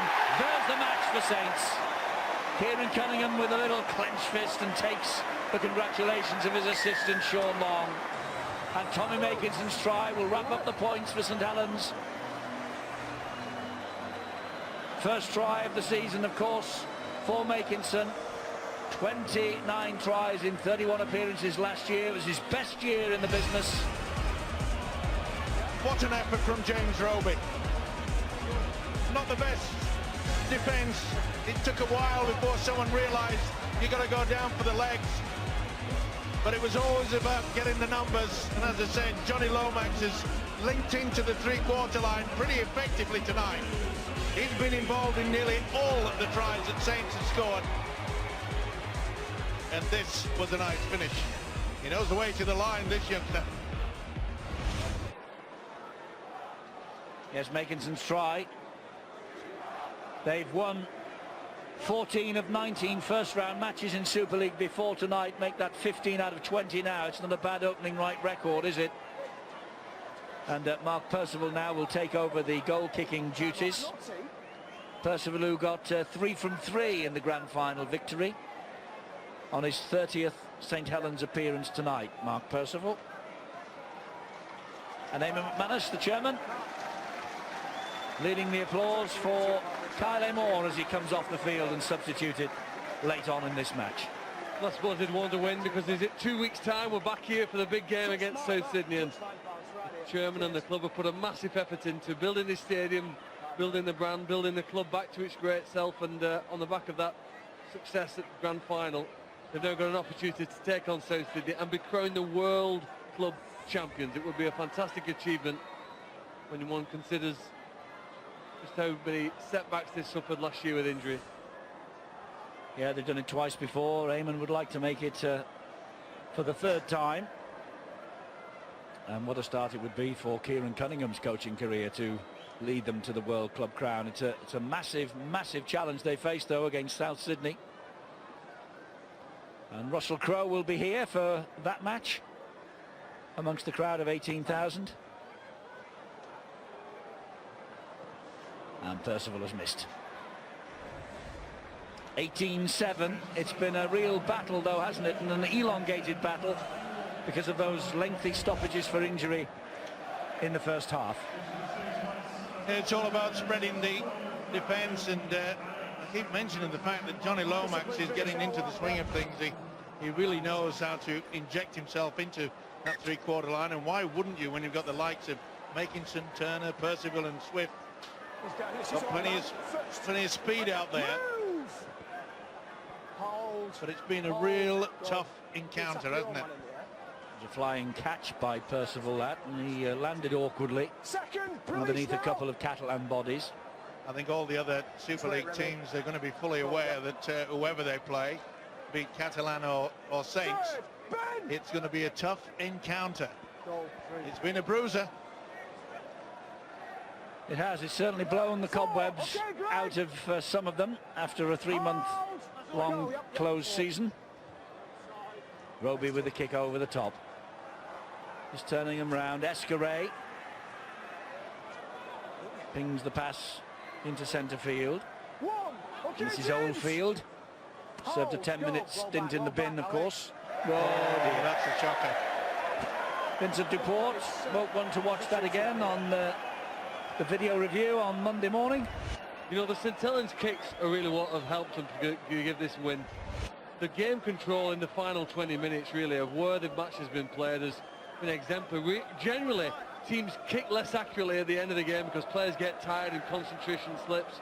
But the way they've kicked the ball and turned the ball over to the opponents then when their opponents make a mistake, they're at the right end of the field and the game's won. I agree with you there, Phil, because we mentioned with about, 15 minutes to go that the experience has to come to the fore, and we've seen that from the kicks from John Wilkin, and we saw that last one from James Roby. So there are many aspects for the new coach Kieran Cunningham to be very pleased about. The away form, the away drought for the Catalan Dragons will be a concern for everyone in Perpignan. Mentioned earlier on, they only won 3 away from home and they drew 1. In the playoffs, though, they beat Leeds at Headingley and Huddersfield, both of them away from home. So they can produce, and they've done well here tonight in defeat. It's been a battling performance from them. When you consider the adversity they suffered in the first half. Mossy Massoy took not very kindly to everything that was going on there, and Olivier Elamar. Well, it's all handbags. So Mossy seems to have lost the plot slightly. Calm down, son. He wants a piece of Olivier. Not only that, I think he wants a piece of Alex Walmsley by the look of things. Alex is saying, come on, son.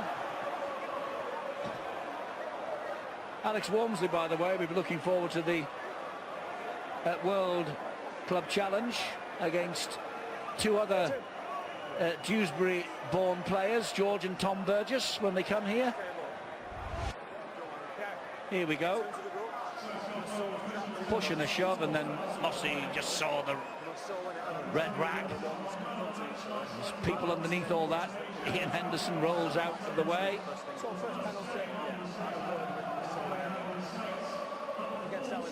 I think he's somewhat upset. He didn't like the attention. Didn't like the push from Elamar either. I think there's a lot of nothing going on in there. The offence is by Elamar, who's come in and pushed after the play of the ball's clear. That's the penalty. The rest of it is just, nothing really. Nothing happens in there. A lot of pushing and shoving. It was a good dance by Mossy, wasn't it? It certainly was, and maybe Henderson got that quite early. And Henderson is saying he can't throw me on the back. That's what started all the trouble. Here goes Walmsley. Gets to the line. He's had a fine game, this prop forward. So is his partner in crime, Kyle Amo. O'Hire, Lance O'Hire, halted short. Oh, a few elbows thrown in. Here's another one. Here's another penalty coming. 3 seconds to go. Alex, score. Well, last night ended in a little bit of controversy, and tonight is ending in something similar. He's had a tough job tonight, hasn't he, Phil Bentham, to be fair? Well, I think it's been a difficult game for him to handle, but he's a really good, experienced referee, and you can see he's very calm in the way he's dealing with things there. Okay, I've obviously not got the angle on where he's running, but there's definitely contact. There's contact with him. I'll go with that. I'm going to give the penalty there, yeah. Okay. James, the lead runner's made contact. Yeah. We're not totally sure who's gone to who, but it looks like... Well, all this is going on, and it didn't seem that way to us. Happy birthday to 2 of my grandchildren, Holly and contact Archie. From the lead runner, it's a Their penalty birthday today. Well done, Steve-O. Both have the birthday on the same day, do they? Okay. They do. Wow. Well, the ball has been thrown from the Saints fans. Direct hit. The Saints player actually threw it up in the air. I don't think it was the greatest degree of sportsmanship, but when McCaskey seems all right, that's game over. That's it. Game over. I think the Catalan Dragons will go home feeling a little disgruntled by the turn of events tonight. You have to wonder, as I said earlier, what would have happened with Tonga, with Duro, with Todd Carney. But St Helens can only beat what's in front of them, and that's exactly what they've done tonight. And they've won by 18 points to 7. They were 6-7 down at half-time, so that means, of course, they kept the Dragons pointless in the second half. They ran 3 tries in themselves from Turner, Savelio and Makinson. 18-7 final score. Guess who's the man of the match? Mr. Perpetual Motion with Bill. Man of the match grand final. In fact, 3 matches the end of the last season. First man of the match this season as well. 4 in a row. Not bad going, really. I think I'm quite lucky to get man of the match today, to be honest. I don't think I did anything special, but I think it was a pretty poor performance from ourselves, to be honest.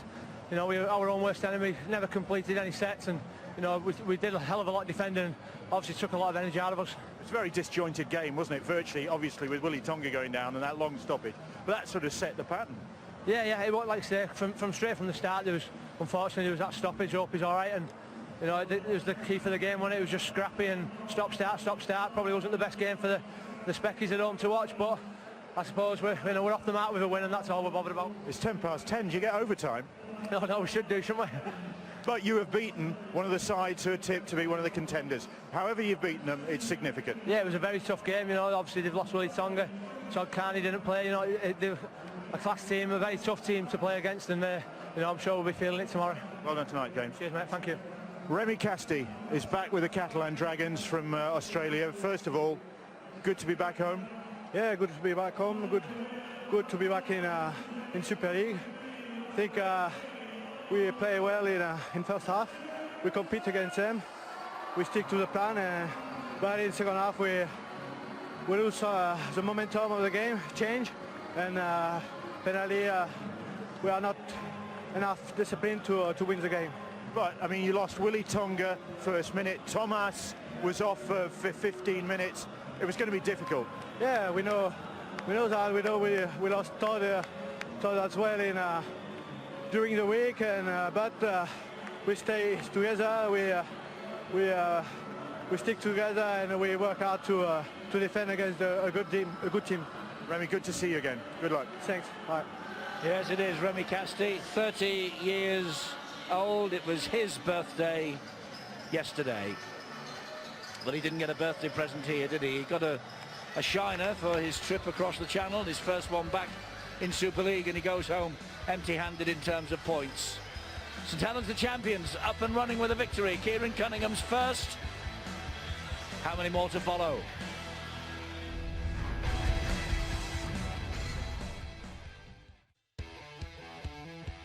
Well, St Helens, the defence of the title, their season is up and running. They have won by 18 points to 7. They were expecting 12,000 here. They got 12,000 here.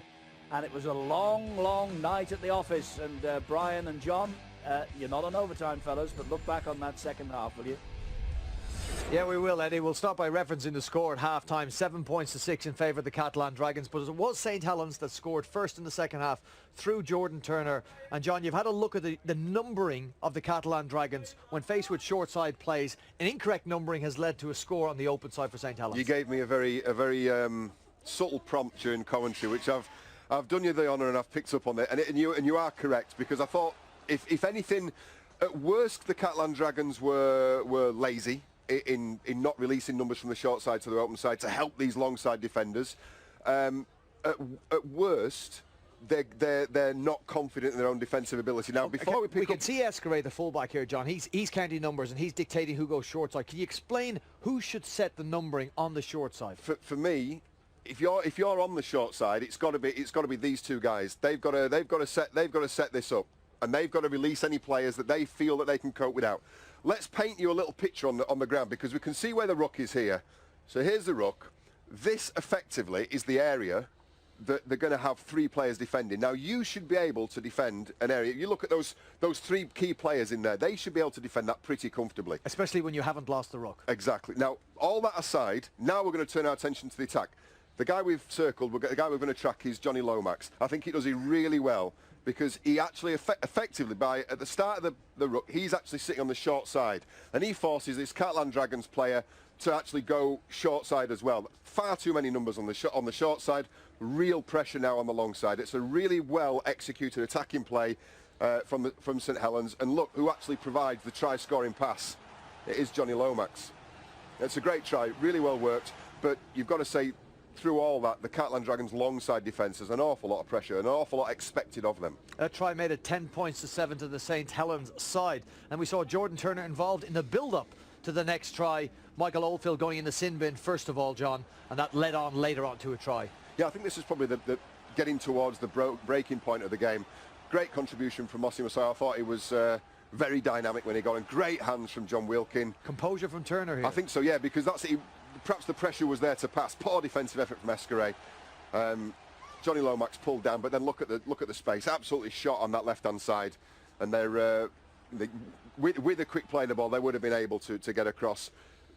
Oldfield's in a difficult position. It is a professional foul. You've got to look again here at Morgan Escaré. We're not going to stop it, but the number one for the Catalan Dragons, rather than worrying about who's got the ball, set your defensive line. That's the number one priority, defending that line. You have to be able to do that. So now, pre-game in the warm-up show, Barry and Terry referenced the kicking game. They highlighted the kicking game of St Helens. Tell us what effect the St Helens kicking game and its superiority in that department had towards the end of the game. Well, first of all, the kicks were high quality. First one from O'Hire, second one coming up from Wilkin.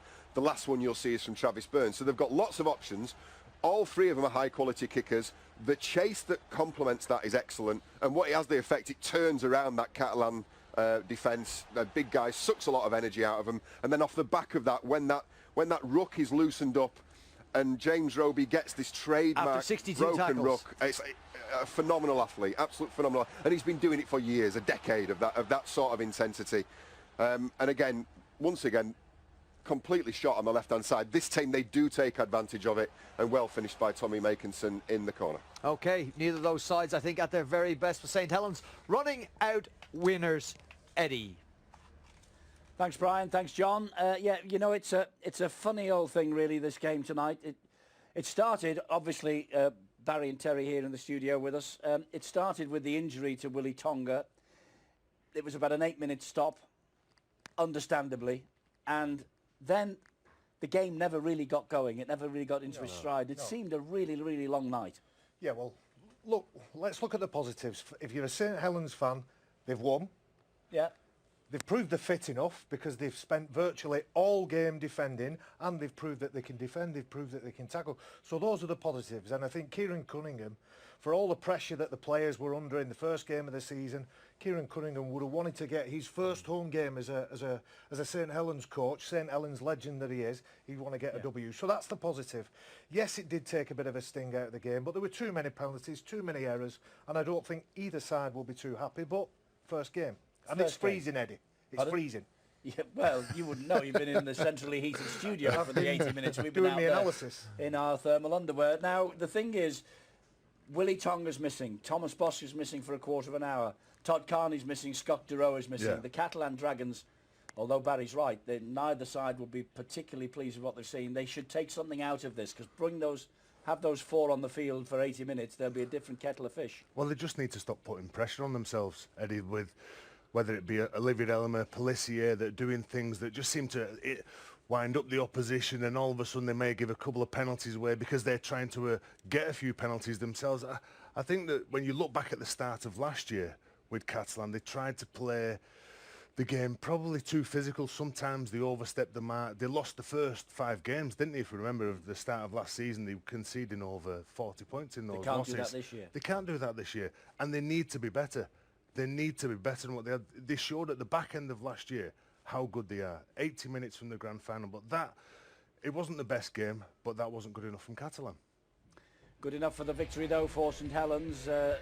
They'll be reasonably pleased with the result, and as Barry said, the W alongside the match. OK, Fantasy Football Club next here on Sky Sports 1 after we are finished. And just a reminder of everything that's coming for you next week here on Sky Sports Rugby League-wise. Sky Sports 4 on Monday at 8:30, the first of the Super League full times of this year. Each and every try scored this weekend. Wednesday, Boots and All is back at 8 on Sky Sports 2. New look to the programme this week. And then 3 live matches next weekend. Thursday, Friday, Saturday, Salford Saints, 7:30 on 2. That's Thursday. Friday, Wigan Huddersfield, 7:30 on 1. Saturday, that's Valentine's Day, Catalan against Castleford at 2 on Sky Sports 3. Valentine's Day. Remember the card, fellas. See you next week. Bye-bye. Looking then to Burns, and the first try